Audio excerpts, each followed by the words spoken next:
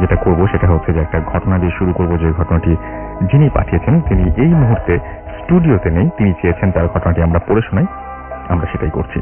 যেভাবে তিনি পাঠিয়েছেন ঠিক সেইভাবে। ঘটনাটি আমাদেরকে লিখেছেন সাদি, খুলনায় থাকেন সাদি, এবং তিনি লিখেছেন, ভাইয়া এটা আমার ভাইয়ার নাম্বার। আচ্ছা, একটা নাম্বার দিয়েছেন তিনি, এবং তিনি বলছেন যে সেখানে ফোন করলে তাকে পাওয়া যাবে। এবং তিনি লিখেছেন, রাসেল ভাইয়া আমি জানি আপনি ভালো আছেন এবং আল্লাহর রহমতে সবসময় ভালোর দলেই থাকেন, কিন্তু ভাইয়া আমি সেটা থাকতে পারছি না। আমি আমার ঘটনায় যাচ্ছি। সবাই হয়তো স্বপ্নকে বিশ্বাস করে না, ভাবে সত্যি হয় না স্বপ্ন, কিন্তু আমার ক্ষেত্রে যেটা ঘটেছিল আমি আজও ভুলতে পারিনি।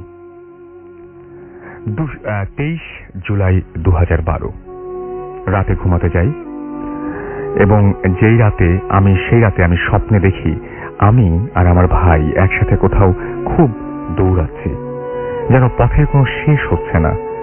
কিছুক্ষণ পর যখন আমরা মেইন রোডে পৌঁছালাম, ঠিক তখন আমরা দেখি আমাদের বাবা আর মা আমাদের মাকে নিয়ে বাইকে করে কোথাও যাচ্ছে। আমার এখনো মনে আছে, আমি দেখেছিলাম যে মা পিঙ্ক কালারের বোরখা পরেছে আর বাবা তার নীল সোয়েটারটা পরে আছে। আমি আমার ভাইয়াকে দেখলাম, বাবা নর্মাল স্পিডে গাড়ি চালিয়ে একটি কালভার্ট অতিক্রম করলো। কিছুক্ষণ পর দেখলাম একটা ট্রাক পেছন থেকে প্রচুর স্পিডে কালভার্টটাকে ক্রস করলো, এবং আমার বাবা ট্রাকটিকে দেখতে পেয়ে রাস্তার বাঁ সাইডে চাপিয়ে দিল, কিন্তু ট্রাকটা স্পিডটা সামলাতে পারছিল না, এবং সামলাতে না পেরে বাবার বাইককে আঘাত করলো। মার সাথে সাথে বাইক থেকে ছিটকে রাস্তায় পড়ে গেল, আর সেই ট্রাকটি মার গায়ের ওপর দিয়ে চলে গেল। আমি সহ্য করতে না পেরে চিৎকার দিয়ে ঘুম থেকে উঠে যাই। মার সাথে সাথে আমার চিৎকার শুনে এসে আমাকে থামায় এবং সে রাতে আমাকে নিয়ে ঘুমায়। আমি কিন্তু তখনও কাউকে ঘটনাটি শেয়ার করিনি। আমার যখন ঘুমটা ভাঙে তখন আমি ঘড়ির দিকে তাকিয়েছিলাম, দেখলাম 3:51 বাজে। 23 ডিসেম্বর 2012 সেদিন বাবা আমাকে ব্যাচে বাইকে করে নামিয়ে দিয়ে আসে, অর্থাৎ যেখানে উনি প্রাইভেট পড়তে চান। আমি ব্যাচে এক্সাম দিয়ে বাসায় এসে বাবা মা কাউকে পাইনি। আমার ভাইয়া যেহেতু ঢাকায় স্টাডি করত, তখন সে ঢাকাতেই ছিল।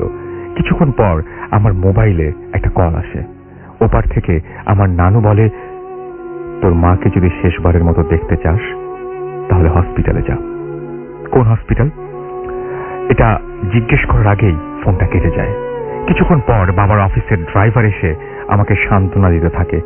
তখনও আমি ঘটনা কিছু জানি না। সে বলে, গাড়িতে উঠো। আমি তখন তার কথা মতো গাড়িতে উঠে বসি। সে আমাকে নিয়ে সদর হসপিটালে যায়। আমি সেখানে যেয়ে দেখি আমার বাবা বসে আছে আর কাঁদছে। আমি এটার ফেস দেখতে পুরোই ভয় পেয়ে যাই।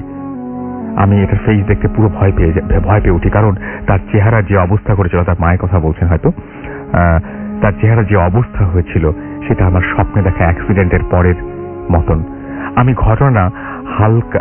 ঘটনা হালকা আজ করতে পেরে এসে পাশে মাকে খুঁজতে থাকি। কিছুক্ষণ পর একজন, তার মানে বাবার যে ফেসটা তিনি দেখেছিলেন সেটা স্বপ্নে যে বাবার ফেসটা ছিল সেরকমের মতো, এবং তিনি বলছেন যে আমি ঘটনাটা হালকা আঁচ করতে পেরে এসে আশেপাশে মাকে খুঁজতে থাকি। কিছুক্ষণ পর একজন আমার মার কাছে আমাকে নিয়ে যায়। তাকে দেখে আমি কান্নায় ফেটে পড়ি, কারণ সে আর পৃথিবীতে ছিল না। আর তার পোশাক দেখে আমি রীতিমতো ভয় পেয়ে যাই এবং ভয়ে বাকরুদ্ধ হয়ে যাই, কারণ তখন সে পরেছিল তার সেই পিঙ্ক কালারের বোরখা, এবং সেটা ছিল অ্যাক্সিডেন্টের পরের মতন রক্তাক্ত। পরে আর একটা কথা শুনে আমি 3 দিন বাকরুদ্ধ হয়ে যাই। যখন অ্যাক্সিডেন্টটা ঘটেছিল তখন সময় ছিল 3:51।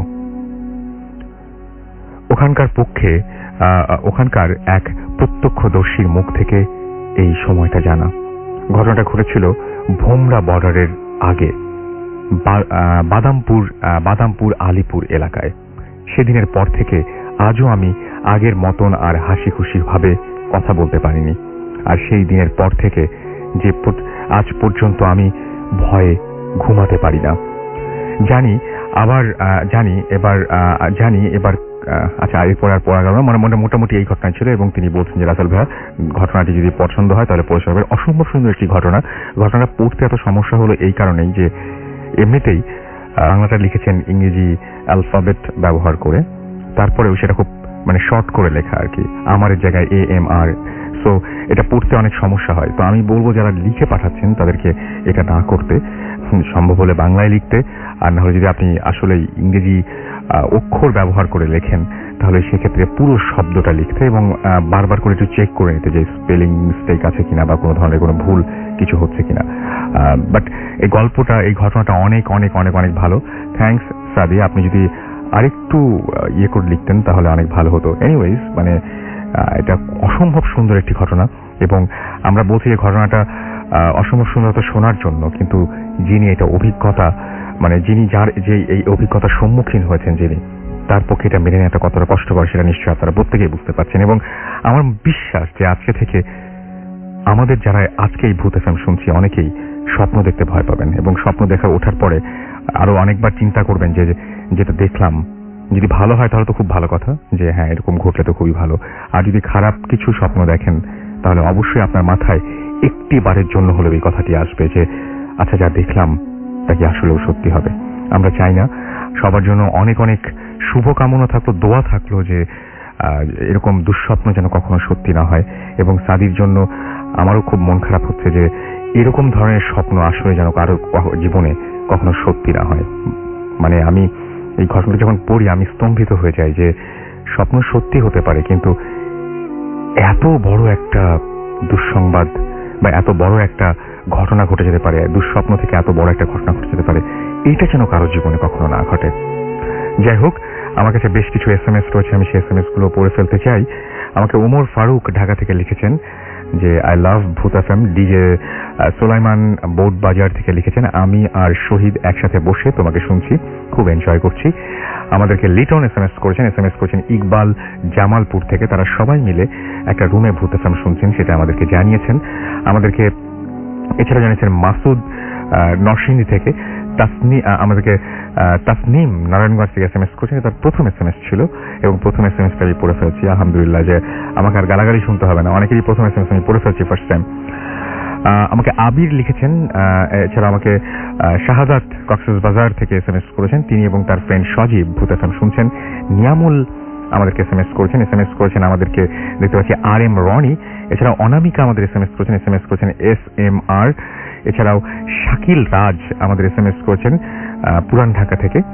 এছাড়া আমাদেরকে বাবু SMS করেছেন আমাদেরকে দেখতে পাচ্ছি আরো অনেকে। আপনি যদি SMS করতে চান তাহলে আমি তো নিয়মটি বলেছি, তারপর যারা এই মুহূর্তে জয়েন করেন তাদের জন্য বলি যে আপনি আপনার মোবাইলের মেসেজ লিখে টাইপ করুন ফুর্তি FOORTI ফুর্তি, স্পেস দিয়ে লিখুন আপনার নাম, স্পেস দিয়ে আপনার মেসেজ পাঠিয়ে দিন 9840 নাম্বারে। একটু আগে আমাদের কাছে এসেছিলেন নীল এবং অভি, এবং তারা একটা কেক নিয়ে এসেছেন, এবং আমাদেরই একজন লিসেনার তিনি আমাদেরকে রেডিও ফুর্তিতে কেকটি পাঠিয়েছেন। আজকে তার জন্মদিন, নাম হচ্ছে রোজান। তাকে জন্মদিনের অনেক অনেক অনেক অনেক শুভেচ্ছা, সামনের দিনগুলো অনেক সুন্দর হোক, অনেক অনেক শুভকামনা থাকলো আপনাদের জন্য। যাই হোক, আমরা চলে যাব এবার ঘটনায়, এবং আমার সঙ্গে উপস্থিত আছেন আমাদের আজকের প্রথম অতিথি, এবং তার কাছ থেকে আমরা জেনে নেব তার ঘটনাটি। এবং আমি প্রথমেই জেনে নিই যে আপনি আমাদেরকে কাইন্ডলি একটু বলবেন যে আপনি কোথা থেকে এসেছেন। হাই লিসেনার, আমি তুষার ধানমন্ডি থেকে আসতেছি। আমি একটি অস্ট্রেলিয়ান ব্যাংক হাউসের দায়িত্বে আছি। তো রাসেল ভাই, প্রথমেই আমি আপনাকে যেমনটা বলছিলাম যে প্রায় 1 বছর ধরেই মানে ভৌতিষ্টের কাছ থেকে অনুপ্রাণিত হয়ে আমরা 3 বন্ধু, তুষার, টলিন এবং নাজমুল। তুষারের প্রথম অক্ষর টি, নাজমুলের প্রথম অক্ষর এন এবং টলিনের প্রথম অক্ষর TNT দিয়ে আমরা একটা গ্রুপ খুলি, মানে ভৌতিষ্ঠ হওয়ার উদ্দেশ্যে এই গ্রুপটা খুলি। তো 6 মাস ধরে আমরা এইটার যাত্রা ভালো মতো শুরু করছি। তো 6 মাস আগে যখন আমরা শুরু করি, আমাদের প্রথম পর্যায়ে আমরা যেভাবে শুরু করছিলাম সেভাবে হচ্ছে যে প্রাথমিক স্টেজে আমরা শক্তি বা সাহস সঞ্চার করার জন্য প্রাথমিক স্টেজে আমরা কিছু কিছু কাজ করি, যে ভৌতিষ্ঠ হবো, ওকে ফাইন, ঠিক আছে, আমরা প্রাথমিক স্টেজে কিছু কিছু কাজ করা দরকার।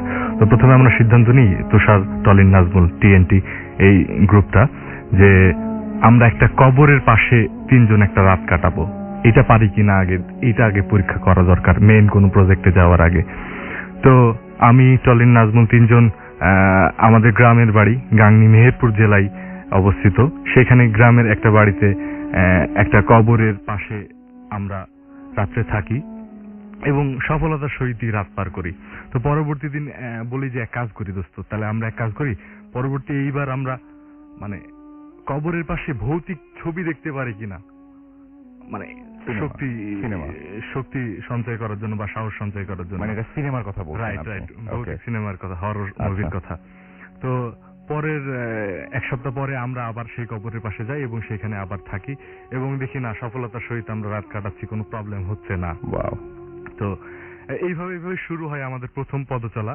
তো আমরা প্রথমে যে জিনিসটা লক্ষ্য করি, যে বললাম যে ঠিক আছে ফাইন, আমরা যেহেতু 3 জন একসাথে থাকতে পারছি, কিন্তু একা একা কি কবরের পাশে থাকা যাবে কিনা সেটাও একটা লক্ষণীয় ব্যাপার। কারণ যদি আমরা একটা সত্যিকারের ভৌতিক জায়গায় গেলাম, যে দেখা যাচ্ছে আমরা ব্যাপক ভয় পাইছি বা কোনো সমস্যা হয়েছে, অনেক বেশি ঝামেলা হয়েছে, তো নাজমুল আমাদের ভিতরে বেশি সাহসী, সে বলে যে ঠিক আছে দোস্ত, তাহলে এক কাজ করি, আমি প্রথম একা একা থাকার দায়িত্ব নিই। তো নাজমুল প্রথমে একা থাকে সেই কবরের পাশে, আমরা ফোনে যোগাযোগ করছিলাম, সেইভাবে রাত কাটাই। আমরা পরবর্তীতে সবাই একা একা থাকি। এটা ছিল আমাদের প্রথম স্টেজে, মানে নিজেদেরকে ভৌতিক প্রমাণ করার জন্য, মানে আসলেও পারবো কিনা, ওই পর্যন্ত যেতে পারবো কিনা, মানে নাকি গিয়ে ভয় পেয়ে সবকিছুই পণ্ড হবে, সেইটা একটু মানে যাচাই করে নেয়া, নিজেকে যাচাই করে নেয়া। এক্স্যাক্টলি। তো আমরা খোঁজ লাগাই যে আশেপাশে যে সব ফ্রেন্ড সার্কেল বা আমাদের পরিচিত যারা আছে, যে আপনারা কেউ বা তোমরা কেউ কোনো ভৌতিক জায়গা বা ভৌতিক প্লেসের কথা জানলে বা ভৌতিক ঘটনা ঘটে এরকম কোনো বাড়ি বা যে কোনো কিছু জানলে তোমরা জানাইও আমাদেরকে, তাহলে আমরা হয়তো সেখানে একটা রাত থাকবো বা দেখবো যে কিছু আসলেই হয় কিনা সত্যই।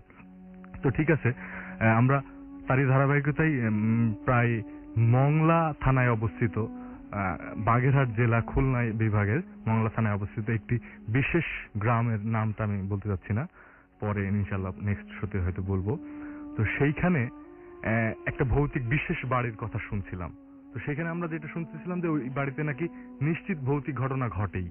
তো আমরা মিস নাই মানে হয় এই ব্যাপারটা এরকম।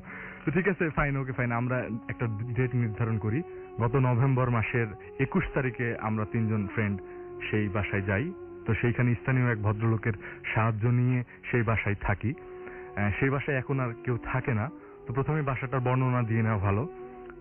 মোট বাসাটাই 6টা রুম আছে, ওই বাড়িতে 6টা রুম। এক পাশে আছে আপনার পানের বরজ, এক পাশে আছে আপনার পুকুর, সামনে ফাঁকা, আশেপাশে তেমন কোনো বাড়ি নাই, প্রায় পরিত্যক্ত একটা বাড়ি, আর আরেক পাশে আছে একটা কবরস্থান।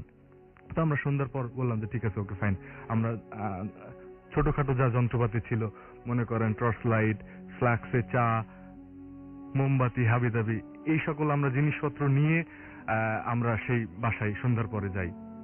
তো গ্রামে আপনি রাসেল ভাই সাধারণত জানেন যে সন্ধ্যার 7টা-8টার দিকেই মানুষজন ঘুমায়ে পড়ে।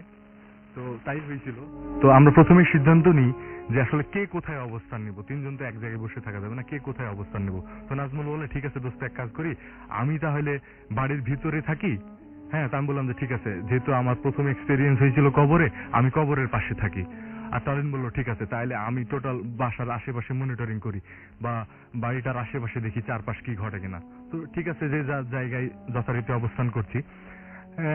মোটামুটি 3 ঘন্টা, 3.5 ঘন্টা, 4 ঘন্টা সময় পার হয়, তেমন কোনো কিছুই ঘটে না। এর ভিতরে আমরা সবাই একে অপরের সাথে মোবাইলে কমিউনিকেশন করছিলাম।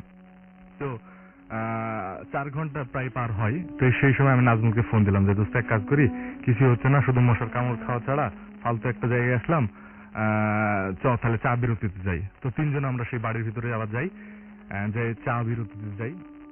চাটা খাওয়ার পরে আবার আমরা যে যার জায়গায় ফিরি। তো এইভাবে অনেকক্ষণ আবার সময় পার হয়। পার হওয়ার পর ঠিক 1:42 টলিন আমাকে ফোন দেয় উত্তেজিত কণ্ঠে, কই আছিস তুই? তো আমি বললাম যে আমি তো আমার জায়গাতে আছি, কবরের পাশে আছি। বলছি তাড়াতাড়ি পুকুরের পাড়ে আয়। বলছি কি হয়েছে? বলছি তাড়াতাড়ি আয় নাজমুলকে সাথে নিয়ে। তো আমি নাজমুলকে ফোন দিলাম যে দোস্ত তাড়াতাড়ি আই পুকুরের পাড়ে। এই টলিন আমারে ফোন দিছে এক্ষুনি। তো যাই পুকুরের পাড়ে দৌড়াতে দৌড়াতে। তো সেখানে যাই বলি কিরে কি হয়েছে? তো সে হাসতে হাসতে বলে পাইছি পাইছি। তো আমি কি পাইছিস তুই বলবি তো? সে দেখ পাইছি। তো হাতে সে উঠাই দেখি যে দুইজন মিলে আমি আর নাজমুল যে ছোট্ট একটা পুটলি হাতে একটা আছে, প্রায় আপনার ধুলা ময়লা লাগা অবস্থায় একটা পুটলি আছে। তো আমারে বলে যে দেখছি সেটাই একটা ব্যাপক জিনিস। ব্যাপক জিনিস তো কি কি আছে বল? তো আমি কেমনে বলবো? পাইলি কই? তো বললো দুইটা কুকুর টানাটানি করছিল ওই পাশেই, গর্তের পাশেই। তো আমি তোর তাড়াই দিয়ে পুটলিটা নিলাম। সেইটা দেখাইতে দিয়ে নিয়ে আসছিস? তো যাই হোক, তো খোল দেখি কি আছে। তো প্রথমে যেটা খুললাম, খোলার পরে যেটা আমরা দেখলাম সেটা হচ্ছে যে একটা পুতুল, বোঝা যাচ্ছে বাচ্চা আকৃতির, ফেসটা বাচ্চা আকৃতির একটা পুতুল। তো সেই পুতুলের গায়ে উল্টা করে আরবি শব্দ লেখা আছে এবং সেই পুতুলের চার কোনায় চারটা সূচ, মোটা মোটা সূচ গাঁথা আছে। গেল এই পুটলিতে এইটা ছিল। আর সাথে ছিল হচ্ছে আপনার কিছু চুল ছিল, আর কিছু কাগজ ছিল, আর ছোট ছোট কিছু ফল ছিল। তো এই কাগজে উল্টা করে আরবি শব্দ ছিল। এটা বুঝতে অসুবিধা হইলো না যে এইটা ব্ল্যাক ম্যাজিকের কোনো এই পাইছিস, তো ঠিক আছে ভালো কথা। তো আমরা আবার যে যার জায়গায় ফিরি। তো আমি ফিরতেছিলাম, হাতে টর্চ লাইট ছিল। তো ফিরতে ফিরতে ফিরতে হঠাৎ যেই ফিরছি লাইট মারতে মারতে আমার লাইট পড়ে হচ্ছে কবরের পাশে। তো কবরের পাশে লাইট পড়তেই যে জিনিসটা দেখি সেটা হচ্ছে আপনার লাশ বহন করা খাটলা বা খাটিয়া, যেটা বলা হয় না কেন, খাটিয়া লাশ বহন করা, যেটা কিছুক্ষণ আগেও ছিল না আমি যখন টলেনের কাছে যাই। তো আমি জাস্ট লাইট অন আছে, আমি সেই মুহূর্তে কি করব বুঝতে পারছি না যে কি হইলো না কি হইলো। এবং স্পষ্ট আমি দেখতে পাচ্ছি আলোতে খাটিয়ার ভিতরে একটা লাশ, বা লাশ ছিল কিনা জানি না, একটা কাপড় দিয়ে ঘেরা জড়ানো একটা লাশই হয়তো ছিল। তো সেই লাশটা শুয়ে আছে। তো সেই সময় আমার কি করব বা কি করা উচিত আমি ঠিক বুঝতে পারছিলাম। কাপড়টা কিরকম ছিল? কাপড়টা ছিল কালো কাপড় দিয়ে। সাধারণত এতদিন শুনছি ভূতের গল্পে বা বিভিন্ন জায়গায় সাদা কাপড় দিয়ে থাকে নাকি। তো জাস্ট দেখলাম যে যেহেতু লাইটের আলো পড়ছে, কালো কাপড় দিয়ে সেইটা দেহ পেঁচানো। রাইট রাইট এক্স্যাক্টলি, দেহ পেঁচানো আছে। আচ্ছা। তো জাস্ট মুহূর্তের মধ্যে ঘটনা ঘটলো, 2-3 সেকেন্ড বা 5 সেকেন্ড হতে পারে সর্বোচ্চ। আমি যেটা দেখলাম, আমি তখন কি করব বা কি করা উচিত, এত মানে পূর্ব প্রস্তুতি নিছি, এই হব সেই হব হ্যান হব ত্যান হব, কিন্তু সামনাসামনি এরকম দেখবো কখনোই ভাবতে পারিনি। তো জাস্ট দেখলাম যে সেই দেহ, যেই পেঁচানো বডিটা ছিল, সেই বডিটা আস্তে আস্তে উঠে বসতেছে। তো এমন সময় আসলে আমার কি করা উচিত বা কি করব বুঝতে পারছিলাম না। তো আমি জাস্ট দৌড় দিই ভিতরে। আমার আর সাহসে সেইটা দেখার সুযোগ সাহস হয়নি। আমি দৌড় দিয়ে বাড়ির ভিতরে ঢুকে যাই নাজমুলের কাছে। হাঁপাতে হাঁপাতে নাজমুলকে বলি যে নাজমুল দোস্ত আমার ঝামেলা হয়েছে, সত্যি এই বাড়িতে কিছু আছে। আমরা ফাইজলামি করতে করতে হয়তো ভৌতিষ্ঠ হব বলে চলে আসছি বা কিছু একটা হয়েছে ফাইজলামি করার জন্য, কিন্তু সত্যি এই বাড়িতে কিছু আছে, এখানে আর থাকা ঠিক হবে না। তো নাজমুল বলল থাম থাম, কি হয়েছে কি হয়েছে? বলছে আমি টলিনকে তাড়াতাড়ি ডাক তুই। তো সে টলিনকে ফোনে ডাকে। টলিনকে বলে যে, টলিন আসার পর বলে কি হয়েছে তুই বল। আমি বললাম তো সেই ব্যাপার, তাড়াতাড়ি চল তাহলে আমরা আবার সেই পারিবারিক কবরস্থানের পাশে যাই। তো সেখানে আমরা আবার যাই 3 জন মিলে একসাথে। কিন্তু অদ্ভুত ব্যাপার হলো সত্য যে সেখানে আমরা আর কোনো কিছু দেখি না।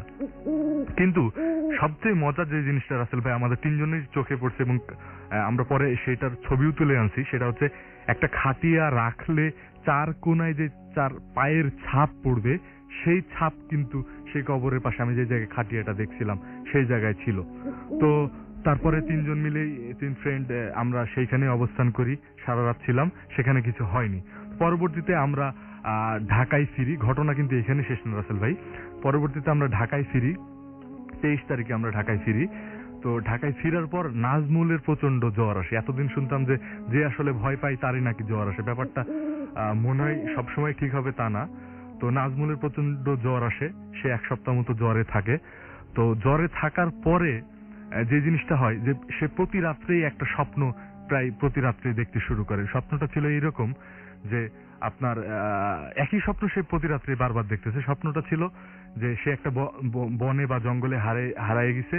তো সেই সময় 8-10 বছরের একটা বালক বা ছোট বাচ্চা আসে বলতেছে যে কি ব্যাপার, তুমি কি হারাই গেছো পথ, তুমি কি আমাকে চেনো, আমার নাম রাকিব, তুমি আমাকে যেখান থেকে নিয়ে আসছো সেখানে কিন্তু থুই আসো। তো এর মধ্যে বলেনি রাসেল ভাই যে পুটলিটা আমরা সাথে করে নিয়ে আসি সেটা নাজমুলের কাছেই ছিল। তো এরকম স্বপ্ন নাজমুল প্রায় প্রতি রাতেই দেখছে এবং সে যখন প্রথম দিন স্বপ্ন দেখে সে আমাদেরকে জানায়, বলে দোস্ত এরকম এরকম স্বপ্ন দেখছি। আমি একটু বলতে চাই, মাইকে বলতে হবে। জি রাসেল ভাই, আমি একটু বলতে চাই যে আমি জিয়া হলে 306 নম্বর রুমে থাকি। আমার ফ্রেন্ডরাও আর কি আমাকে নিয়ে খুব চিন্তিত এই স্বপ্নটা দেখার ব্যাপারে। আর ওরা আমাকে একা একা ঘুমাতে দেয় না। আমি যেহেতু আপনি ভয় পাচ্ছেন এবং যেহেতু ঘুমাই, সেজন্য আমার ফ্রেন্ডরা আমার খুব কেয়ার করে আর কি। আমার জিয়া হলে যেসব 306 নম্বর রুমের ফ্রেন্ডগুলো আছে সবাই আমার এই ব্যাপারটা নিয়ে খুব কেয়ার করে আমাকে। ওকে, তো যেমনটা রাসেল ভাই বলছিলাম, তো সে প্রথম দিন ফোন দেয়, প্রথম যখন স্বপ্নটা দেখে, দেখার পরে ফোন দেওয়ার পরে বলে দোস্ত এইরকম ঘটনা ঘটছে। আমি দোস্ত এমনি তুই ফাইজলাম করছিস, তুই মাঝে মাঝে ফাইজলাম করিস, ব্যাপারটা কি এরকম কিনা? তো বললো না দোস্ত সিরিয়াসলি। তো বলছি যে ঠিক আছে। তো বলছে দোস্ত আর একটা নোটিশ করা এরকম একটা ব্যাপার হচ্ছে, আমি যখন ঘুম ভাঙে তখন বাজে কিন্তু 2:42। হ্যাঁ, তো তারপরে আমি বললাম যে ঠিক আছে তাহলে এক কাজ করি দোস্ত, তাহলে আমরা 3 জন মিলে একসাথে থাকি, তুই দেখ এই স্বপ্নটা আবার দেখিস কিনা। এভাবে কয়েকটা রাত আমরা একসাথে কাটাই, কিন্তু নাজমুল এরকম কোনো স্বপ্ন দেখে না। তো লাস্টের দিন, যেদিন আমরা লাস্ট সময় কাটাচ্ছিলাম, লাস্টের দিন নাজমুল আবার সেই সেম স্বপ্ন দেখে যে তাকে একটা বালক এইভাবে ই করতেছে, সেম স্বপ্ন দেখে। তো যে চিৎকার করে সে বলতেছে দোস্ত ঘুম থেকে উঠে। তো আমরা জাস্ট সেটা নোটিস করি যে ঠিক 2:42 সে আবার ঘুম থেকে উঠছে, আমরা 3 জন যখন একসাথে ছিলাম। তো নাজমুলকে বলি যে কি হয়েছে বল, বলছে দোস্ত আবার স্বপ্নটা দেখছি। তো আমাদের কাছে কয়েকটা জিনিস রাসেল ভাই একটু ইন্টারেস্টিং মনে হয়েছে যে টলিন যখন আমাদেরকে প্রথম ফোন দেয়, যখন সে পুটলিটা পাই, মংলায় আমরা ছিলাম সেই প্লেসটাতে, 1:42 ফোন দেয়। এবং মজার ব্যাপার হচ্ছে নাজমুল স্বপ্নটা দেখছে প্রায় প্রতিদিনই একই স্বপ্ন, বারবার বলতেছে যে তুই ফিরে আয়, আমার কাছে রেখে যা। সে যখন ঘুম থেকে ওঠে প্রায় প্রতি রাত্রেই, তখন বাজে ঠিক 2:42। তো 1:42, 2:42 এই ঘটনার ভিতরে কোনো সামঞ্জস্য বা সংযোগ আছে কিনা বলতে পারবো না। তবে আমরা অলরেডি সিদ্ধান্ত নিছি যে যেহেতু সেই ছোট বাচ্চাটা বারবার বলছে আমার জিনিস আমাকে ফেরত দিয়ে যা, তো আমাদের কেন জানি মনে হচ্ছে সেইটা পুটলিটার কথা বলছে কিনা বা ইঙ্গিত দিচ্ছে কিনা আমরা ঠিক জানি না। তো ঠিক আমরা পুটলিটা ফেরত দিতে যাব ব্যাপারটা তা না, মানে এক্স্যাক্টলি কি হয়েছে বা সেটার জন্য আপনাদের সেকেন্ড টাইম আরেকবার যাওয়া আমরা যাব এবং আমরা আশা এবং করছি আপনি মনে হয় সেই কারণেই হয়তো আজকে ওই যে পুতুলটা রয়েছে সেই পুতুলটা আপনারা আনতে পারেননি। এবং হ্যাঁ সেটাই, এবং সেটা নিশ্চয়ই মানে এখন অন্য একজনের কাছে রয়েছে, ঢাকায় নেই না, রাইট। এবং এরপরে যখন আপনার কাছে আসবে তখন আপনি সেটা স্টুডিও আনতে পারবেন।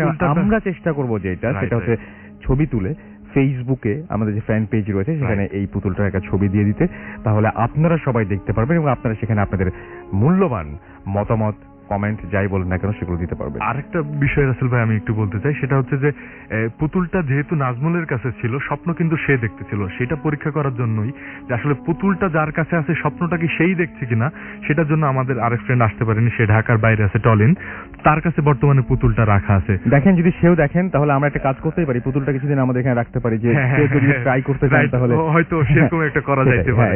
সে এখন পর্যন্ত কিছু দেখে নাই, হয়তো আশা করি দেখা যাক কি হয়। হ্যাঁ, আপনারা যদি মানে এরকম মানে নাম, ঠিকানা এবং সবকিছু আপনার সবকিছু সহ আপনি তার সাথে কন্ট্যাক্ট করে পুতুল কিন্তু বাসায় নিয়ে যে টেস্ট করে দেখতে পারেন যে আপনার জীবনেও এরকম ভয়াবহ কিছু ঘটে কিনা। যাই হোক, আমরা শুনছিলাম এতক্ষণ ঘটনা এবং আমাদের এখন ছোট্ট একটা বিরতিতে যেতে হবে এবং বিরতির পরে আমরা আবারও ফিরে আসব। আমাদের সাথেই থাকুন। আর এর মাঝখানে আপনাদের কেমন লাগলো এই ঘটনাটা জানাতে ভুলবেন না। SMS এর মাধ্যমে মোবাইলের মেসেজ অপশনে গিয়ে টাইপ করুন ফুর্তি, FORTI ফুর্তি, স্পেস দিয়ে লিখুন আপনার নাম, স্পেস দিয়ে আপনার মেসেজ পাঠিয়ে দিন 9840 নাম্বারে। চলে যাচ্ছে একটা ছোট্ট বিরতিতে। স্টে টিউনড রেডিও ফুর্তি অ্যান্ড ডোন্ট স্টপ দ্য ফুর্তি।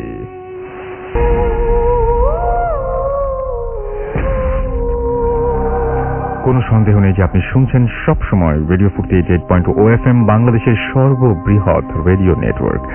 আর কোনো সন্দেহ নেই যে চলছে ভূত FM হন্টেড বাই এয়ারটেল। আমি রাসেল আছির সাথে এবং সঙ্গে রয়েছে মাসুম এবং আজকের অতিথিরা। এই সমস্ত বিষয়ে সন্দেহ না থাকলে যে সমস্ত ঘটনাগুলো শুনছেন সেগুলো নিয়ে আপনাদের মাঝে মাঝে সন্দেহ হয়, সেটা আমি জানি, আপনারা SMS করেও জানান। কিন্তু আমরা সব সন্দেহ তখনই হতো যদি সব ঘটনাগুলো আমি একা জোগাড় করতাম এবং পড়ে শোনাতাম। যারা আসছেন তারা আপনাদেরই একজন, এবং ঠিক আপনাদেরকে যেমন আমি বলি যে এই ঘটনাগুলো সত্য এবং বিশ্বাস করতে ঠিক একভাবে কিন্তু তাদের উপরে আমাকেও বিশ্বাস করতে হয় এবং বিশ্বাস রাখতে হয়। আপনি যেরকম শুনছেন তাদের কাছ থেকে বিশ্বাস রাখছেন, যখন প্রথম তারা ইমেইল করেছিল বা আপনি যখন ইমেইল করেন তখন আপনার উপরে কিন্তু আমার সেই বিশ্বাসটা রাখতে হয়। অনেক যাচাই বাছাই হয় এবং অনেক যাচাই বাছাই করে যারা নির্বাচিত হন তাদের উপরে যখন পূর্ণ বিশ্বাস আসে তখনই তারা স্টুডিও পর্যন্ত আসেন বা তাদের ঘটনাগুলো আমরা শেয়ার করি। এনিওয়েজ, আমরা কিছু SMS পড়বো। মাইন আমাদের SMS করেছেন এবং তিনি বলছেন, রাসেল ভাই প্লিজ টেল দিস, আচ্ছা অন এয়ার, আচ্ছা সেটা হচ্ছে কেউ যদি খারাপ স্বপ্ন দেখে তার করণীয় হলো যে ঘুম থেকে উঠে বাম দিকে 3 বার ফু দেয়া এবং 3 বার বাম দিকে বাম দিকে 3 বার ফু দেয়া বা 3 বার থুতু ফেলা। আচ্ছা, তারপরে SMS টুকু আর আসেনি, কিন্তু আমি জানি না যে এরকম কোনো ধরনের কোনো নিয়ম কানুন আছে কিনা আমার জানা ছিল না, বাট আমাদেরকে এটা জানিয়েছেন মাইন। আমাদেরকে সোলাইমান রাজশাহী থেকে লিখেছেন যে ভাই আমি সব সময় আপনাকে শুনি, ফ্রাইডের জন্য সব সময়ই ওয়েট করে থাকি এবং আমার SMS কখনো পড়া হয় না কেন? আই লাভ ভূত FM। আজকে পড়ে ফেলাম। আই এম রিয়েলি সরি যে আপনার SMS এতদিন পর্যন্ত পড়তে পারিনি, বাট যে মুহূর্তে আপনার SMS চোখে পড়েছে আমি কিন্তু পড়ে ফেলেছি। সো আমি যাদের SMS পড়তে পারছি না, আমি সত্যি সরি সেই কারণে যে সব SMS হয়তো পড়া সবসময় সম্ভব হয় না, বাট কোন SMS কখন সামনে চলে আসবে এবং পড়া হয়ে যাবে সেটা আমি আসলে বলতে পারি না। আমাকে সোহেলি SMS করেছেন, সোহেলি এবং নাহিদ সিলেট থেকে, এবং তারা দুজন হাজবেন্ড ওয়াইফ মিলে ভূত FM শুনছেন, তারা নিয়মিত শোনেন আমাদের সাথে। থ্যাংক ইউ আমাদের সাথে থাকার জন্য। এবং অনামিকা আমাদের ফরিদপুর থেকে লিখেছেন, ভাইয়া স্টোরিটা ভালো ছিল, থ্যাংক ইউ। আমাদেরকে রাব্বি কুষ্টিয়া থেকে লিখেছেন, কুষ্টিয়া ভেড়ামারা থেকে, যে আমি এবং আমার বন্ধুরা মিলে ভূত FM শুনছি, এটা আমার ফার্স্ট SMS, পড়বেন প্লিজ। আমি পড়ে ফেললাম। আমাদেরকে রিপা লিখেছে, রাসেল ভাই আমি এই গল্প শুনে, ভূত FM গল্প শুনে ভীষণ ভয় পাই, এমন যে প্রথম এই ভূত FM এর গল্প শুনে একদিন রাতে স্বপ্ন দেখি এবং ভয় পেয়ে কেঁদে উঠি। আচ্ছা, অনেকে কিন্তু বলেন যে ভূত FM শোনার পরে নাকি দুঃস্বপ্ন দেখেন। আমি জানি না যে আপনাদের এরকম হয় কিনা। ফরিদ আমাদের SMS করেছেন এবং তিনি বলেছেন যে ফার্স্ট SMS পাঠালাম, থ্যাঙ্কস আপনার প্রথম SMS এর জন্য। এবং তিনি বলছেন যে আমি ভূত FM এ নিউ কামার, এই প্রথম স্মল, আচ্ছা তার মানে ছোট, তার যে একজন নিস আছে তার মাধ্যমে তিনি এই খবর পেয়েছেন ভূত FM এর, এবং তখন থেকে তিনি শুনছেন এবং আমাদের সঙ্গে রয়েছেন। যাই হোক, আমি আরো দেখতে পাচ্ছি নাদিম আমাদের SMS করেছেন, অপূর্ব SMS করেছেন আমাদেরকে শিশির সিলেট থেকে, আমাদেরকে এছাড়া SMS করেছেন জুনায়েদ, আমাদের SMS করেছেন কায়সার, SMS করেছেন সোহান, SMS করেছেন আমাদের কবিতা, এবং আমাদেরকে SMS করেছেন দেখতে পাচ্ছি হিয়া, অনা, সুইটি ময়মনসিং থেকে, সাকি আমাদের SMS করেছেন এবং তিনি দেখেন স্টোরিগুলো চমৎকার। আমাদেরকে এছাড়া আফরিন SMS করেছেন কেরানীগঞ্জ থেকে।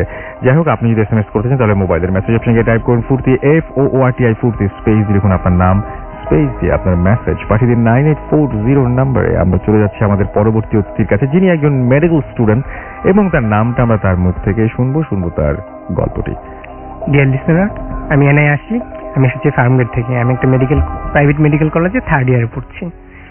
আমি যে ঘটনাটা বলবো এটা আমার জীবনে ঘটা তৃতীয় ঘটনা। ঘটনাটা ঘটে হচ্ছে 2013 সালের ফেব্রুয়ারি মাসের 15 তারিখ। ঘটনার দিন ছিল শুক্রবার, আর ঘটনাটা ঘটে হচ্ছে আমার কলেজ বিল্ডিং এ। ঘটনা যাওয়ার আগে আমার বিল্ডিংটা একটা বর্ণনা দিই। আমাদের কলেজ যে বিল্ডিংটা সেটা হচ্ছে 12 তলা, আর 3 তলা হচ্ছে আমাদের অ্যানাটমি ডিপার্টমেন্ট, 6 তলাতে হচ্ছে ক্যান্টিন, আর 10 এবং 12 তলাতে হচ্ছে আমাদের মেয়েদের হোস্টেল, আর কলেজ বিল্ডিং এর পাশে আমাদের বয়েজ হোস্টেল। তো যেহেতু মানে মেয়েদের হোস্টেল কলেজ বিল্ডিং এ, সেহেতু আমাদের নিয়ম ছিল 9:30টার মধ্যে আমাদের ছেলেদের খাওয়া দাওয়া শেষ করে চলে আসতে হতো ক্যান্টিন থেকে। তো শুক্রবার দিন আমি নীল খেতে যাই, ওখান থেকে আর কি কিছু বই কেনাকাটা করার জন্য। তো আমার বই টই কিনে ব্যাক করতে 10:30টা বেজে যায়। তো তখন আমি বাইরে থেকে কিছু খেয়ে আসি নাই, আইসা দেখি যে হোস্টেলে সবাই খাওয়া দাওয়া শেষ করে ফেলছে অলরেডি। তো আমি একাই গেলাম খাওয়ার জন্য। তো নিচে দারোয়ান আঙ্কেল ছিল, তিনি বললো যে মামা এত লেট হয়েছে কেন? তাই আমাকে বললাম যে নীল খেতে গেছিলাম, ওখানে একটু দেরি হয়ে গেছে। তো উনি কিছু বললো না, আমাকে গেট খোলা দিল। আমি সোজা চলে গেলাম 6 তলায় ক্যান্টিনে। তো ওখানে মান্নান ভাই ছিল, উনি আমাদের ক্যান্টিন বয়। তো উনি আমাকে সবকিছু ব্যবস্থা করে দিল। আমি খাওয়া দাওয়া শেষ করতে করতে আমার 11:30 বাজছে। তো 11:30 আমি খাওয়া দাওয়া শেষ করে আমি 3 তলায় নামলাম, যেখানে আমাদের অ্যানাটমি ডিপার্টমেন্ট। তো নামার সময় আর কি হঠাৎ করে আমি আমাদের যে ডিসেকশন রুমটা আছে মানে ওইদিকে সিঁড়ির পাশে ডিসেকশন রুমটা ছিল, তো ওখানে খেয়াল করলাম, দেখি আমার কাছে মনে হচ্ছে যে দরজাটা একটুখানি খোলা। আমি চিন্তা করলাম আমাদের লাইটিং ব্যবস্থা অনেক ভালো ছিল, প্রত্যেকটা তালা সন্ধ্যার পর থেকে ভালো লাইটের ব্যবস্থা, যে এটা কি আমার চোখের ভুল না সত্যি খোলা। শুধু এটা আর কি দেখার জন্য দরজার সামনে গেলাম, গিয়ে দেখি যে না দরজাটা অল্প একটু খোলা। তা আমার মনে তখন কোনো ভয় নেই আর কি, নর্মালি আমি দরজাটা ধরে একটা ধাক্কা দিয়ে দরজা খুলে ফেলছি, মানে আস্তে আস্তে খুলে একবারে খুলে ফেলছি। তো দরজা খোলার পর মানে দরজা বরাবর বাইরে থেকে যে লাইটের আলোটা যায়, মানে টোটাল সাদা আলোটা, আমি একদম ক্রিস্টাল ক্লিয়ার দেখতে পেলাম যে আমাদের দুইটা ডেড বডি, একটা হচ্ছে মেল ডেড বডি, একটা ফিমেল ডেড বডি। আমাদের ঠিক মেল ডেড বডিটা দাঁড়ায় আছে, মানে উনি এরকম পজিশনে দাঁড়াইছে যে ধরেন একটা শব্দ হলে একটা মানুষ ঘাড় ঘুরায় পিছনে তাকায় না, ঠিক ওরকম ভাবে দাঁড়ায় আছে। আমার চোখটা সরাসরি ওনার চোখের দিকে, আমি মানে 5-6 সেকেন্ডের জন্য একদম টোটাল স্টিল ওখানে দাঁড়ায় রয়েছে, যে কি করবো আমি বুঝতে পারতেছি না, কোনো মানে সেন্সও কাজ করতেছে না। তো কয়েক সেকেন্ড পর আমার সারাটা গা কাঁপা দিয়ে উঠলো, মানে কাঁপুনি দিয়ে উঠলো। তখন আমার মনে হলো যে না এখান থেকে দৌড় দিতে হবে। আমি তাড়াতাড়ি নিচে গেলাম, দরজা লাগাইছি কি লাগাইনি আমার তখন খেয়াল নাই। এক দৌড়ে নিচে একদম নিচতলায় গার্জেনদের বসার জন্য বেঞ্চ পাতা থাকে, তো ওখানে গিয়ে বসে হাঁপাচ্ছি। তো বাইরে থেকে দারোয়ান আঙ্কেল দেখা ভিতরে আসলে এসে বললো যে মামা কি হয়েছে তোমার, মানে কিছু দেখছো নাকি, ভয় পাইছো নাকি? তাই মনে হয় কিছু বললাম না, শুধু বললাম যে 1 গ্লাস পানি খাওয়াইতে পারবেন আঙ্কেল? তো উনি আমার 1 গ্লাস পানি নিয়ে এসে দিল। তাই আমি পানি টানি খাইলাম, ওখানে 5 মিনিটের মতো বসা ছিলাম। যখন একটু ইজি হলাম তখন ওনাকে বললাম যে আঙ্কেল আমাকে একটু হোস্টেল পর্যন্ত আগায় দিয়ে আসতে পারবেন? তো উনি আমাকে হোস্টেল পর্যন্ত আগায় দিয়ে আসলো। তো আমাদের হোস্টেলে তখন আমার রুমমেট ছিল অনিক, অবি, বনফুল, মারুফ। তো ওরা আর কি আসলো, এসে আর কি আমার নিয়ে গেলো হোস্টেলের রুমে। তো ওরা জিজ্ঞেস করতেছে, প্রচুরভাবে জিজ্ঞেস করতেছিল কি হয়েছে তোর, তুই মানে এরকম করতেছিস কেন আর কি। তো আমি ওদেরকে কিছু বলি নাই, আমি বললাম যে কিছু হয় না ওরকম, মানে কথাটা কাটায় নিয়ে গেলাম। তো সেদিন রাত্রে আমার প্রচন্ড জ্বর আসছে এবং পরের দিন আমার প্রচন্ড জ্বর ছিল। তো তার কিছুদিন পরে আর কি আমি হোস্টেলটা ছেড়ে দিই। আসলে এটা ছিল আমার জীবনের ঘটা 3য় ঘটনা। ওকে, আপনাকে অনেক ধন্যবাদ আপনার ঘটনার জন্য, এবং অনেক চমৎকার একটা ঘটনা, আরো অনেক চমৎকার ঘটনা আজকে রয়েছে কিন্তু। এবং আমি প্রতিবার যেটা বলি সেটা আজকেও বলবো যে রাত যত বেশি হবে তত বেশি আমাদের ভয়ের মাত্রা বেড়ে যাবে আশা রাখি। তো আমাদের সঙ্গেই থাকুন, এবং আশা করছি যে আপনারা ভোলেননি যে কিভাবে আমার সাথে কমিউনিকেট করতে হবে। আমি আরো একবার জানিয়ে দিচ্ছি, আমাদের সাথে যদি আপনি SMS এর মাধ্যমে কমিউনিকেট করতে চান তাহলে আপনার মোবাইলের মেসেজ অপশনে যে টাইপ করতে হবে ফুর্তি, FOORTI ফুর্তি, স্পেস দিয়ে লিখতে হবে আপনার নাম, স্পেস দিয়ে আপনার মেসেজ পাঠিয়ে দিতে হবে 9840 নাম্বারে। যদি আপনি চান যে আমাদেরকে ইমেল করবেন তাহলে আমাদের ইমেল অ্যাড্রেসটি মনে রাখুন। আমাদের ইমেল অ্যাড্রেস হচ্ছে bhutfm@radiofurti.fm, which is BHWTFM@radioFOORTI.fm। এখানে নাম, ঠিকানা এবং ফোন নাম্বার সহ আপনার জীবনের সেরা ঘটনাটি, আপনার জানা বা আপনার একদম সরাসরি অভিজ্ঞতা হয়েছে এরকম ঘটনা পাঠিয়ে দিন আমাদের কাছে। এবং আপনারা অবশ্যই শুরুতে উল্লেখ করুন যে এই ঘটনাটিকে আপনারা স্টুডিওতে এসে শেয়ার করতে চান, নাকি আপনারা চান যে আপনাদের হয়ে আমরাই ঘটনাটা পড়ে দেবো। যারা দেশের বাইরে রয়েছেন তাদেরকে অনুরোধ করব যে সরাসরি আমাদেরকে অডিও ক্লিপ পাঠিয়ে দিন, অর্থাৎ আপনার মোবাইল ডিভাইস দিয়ে বা অন্য কোনোভাবে আপনার ঘটনাটি রেকর্ড করে ফেলুন, কম্পিউটারে হেডফোন দিয়ে বা যেভাবে হোক আপনি যেটা সুবিধা মনে করেন আপনি রেকর্ড করে সেই অডিও ক্লিপটি আমাদের কাছে পাঠিয়ে দিন। আমরা যদি সেটা সিলেক্টেড হয় ডেফিনেটলি আমরা সেটা প্লে করব। এবং যাদের সুযোগ রয়েছে, আমি আজকেও আমি একটু পরে আপনারা জানতে পারবেন যে বাংলাদেশের বিভিন্ন জায়গা থেকে সবসময় ভূত এফএম অনেকে আসেন। আমরা চেষ্টা করছি তাদের পৌঁছানোর জন্য তাদের কাছে। এবং ভূত এফএম নিয়ে যে এই বছরে কত প্ল্যান রয়েছে সেটা আপনারা চিন্তা করতে পারবেন। ফেব্রুয়ারি থেকে শুরু হয়ে যাবে ইনশাল্লাহ। এবং আমিও চাইবো যে আপনারা যাদের এখন পর্যন্ত মানে সম্ভব তারা সরাসরি এসেই ঘটনা শেয়ার করুন, এবং যাদের সম্ভব নয় তারা ইমেইল করুন। আর দেশের বাইরে যারা রয়েছেন তারা তো অডিও ক্লিপের মাধ্যমে আমাদেরকে ঘটনা পাঠাতে পারেন, সুতরাং দূরে থেকেও একদম আমাদের কাছে। যাই হোক, আমরা কিছু SMS পড়ে ফেলেই ফাঁকে আমাদেরকে কমল SMS করছেন চাঁপাইনবাবগঞ্জ থেকে, লিখেছেন যে দারুণ হচ্ছে আজকে ভূত এফএম। আজকে একটা মজার ব্যাপার যে আজকে 4 জন আমাদের অতিথি, তার 4 জন না মোটমাট 5 জনই বলা যায়। এবং তাদের মধ্যে ধরা যায় যে আপনার বেশিরভাগই যারা এসছেন তারা খুলনা বিভাগের অধিবাসী, খুলনা বিভাগের লোকজন যারা আজকে এসছেন তারা সবাই খুলনা বিভাগের। আমি খুবই অবাক হচ্ছি। এবং খুলনা থেকে আমরা জানি যে অনেকেই আমাদেরকে, এর আগেও আমি দেখেছি যে খুলনা থেকে অনেকেই আমাদেরকে ইমেইল করেছেন, এবং সেটা দুর্দান্ত সব ঘটনাগুলো সেগুলো আমরা পেয়েছি। এবং আমরা আশা করব যে খুলনা থেকে আমরা এরপরেও, এবং আমরা যে প্রথম যে ইমেলটা পড়লাম, সাদির যে ইমেলটা পড়লাম, সেটাও খুলনা থেকে এসেছে এবং অন্য রকমের একটা ঘটনা। তো আজকে সব খুলনা থেকেই লোকজন বেশি। তো আমার মনে হয় যে খুলনাবাসীদের জন্য এটা একটা অনেক মানে অনেক একটা অদ্ভুত ব্যাপার যে আজকে সবাই কিভাবে জানো, যখন আমরা ঘটনা যখন সিলেক্টেড হয় তখন তো আমরা জানি না যে কে মানে ফোন করে আমরা কাকে কন্ট্যাক্ট করবো বা কে আসবেন, বাট কিভাবে যেন এটা হয়ে গেছে। যাই হোক, আমাদেরকে SMS করেছেন তানভীর, তানিয়া, তুষার, তন্ময় গাজীপুর থেকে, এবং তারা 4 ভাই বোন মিলে ভূত FM শুনছেন। দিস ইজ রিয়েলি গ্রেট, এবং thanks for being with us, এবং আশা করছি যে রেগুলার এই 4 জনকে আমরা প্রতি শুক্রবারে রাত 11:59 পেয়ে যাব। আমাদেরকে SMS করেছেন মুন্না নারায়ণগঞ্জ থেকে, তার প্রথম SMS। আপনার প্রথম SMS এর জন্য আপনাকে অনেক ধন্যবাদ। স্বাধীন মিরপুর 10 থেকে আমাদের SMS করেছেন, আজকে প্রথম তিনি ভূত FM শুনছেন। ওয়েলকাম টু ভূত FM, এবং আশা করছি এখন থেকে রেগুলার আপনাকে পেয়ে যাবো, একটা এপিসোড আপনার মিস হবে না। প্রিন্স, সাথী, মামুন, নয়ন, হিমেল, ইতি, অনন্যা, অন্বেষা, তারপরে শীতল, তারপরে বিং, আচ্ছা সবার নাম পাওয়া যাচ্ছে না, তারা সবাই মিলে আমাদের ভূত FM শুনছেন সেটা জানিয়েছেন। এছাড়া আমাদেরকে SMS করেছেন দেখতে পাচ্ছি নিহাল, এবং আমাদেরকে এছাড়াও SMS করেছেন দেখতে পাচ্ছি রাহুল, এবং তিনি বলছেন স্টোরিটা ভালো লেগেছে। ফারুক আমাদের SMS করেছেন, এবং তিনি বলছেন যখন আপনাদের অনেক ঘটনা রাতে একা শুনি তখন আমার মনে ভীষণ ভয় লাগে, এই ভয়কে মনের ভেতর লুকিয়ে রেখে আমি আপনাদের ঘটনাগুলো শুনি, বা এরকম কিছুটা লিখতে চেয়েছিলেন। পরের SMS পরেরটুকু আর আসেনি।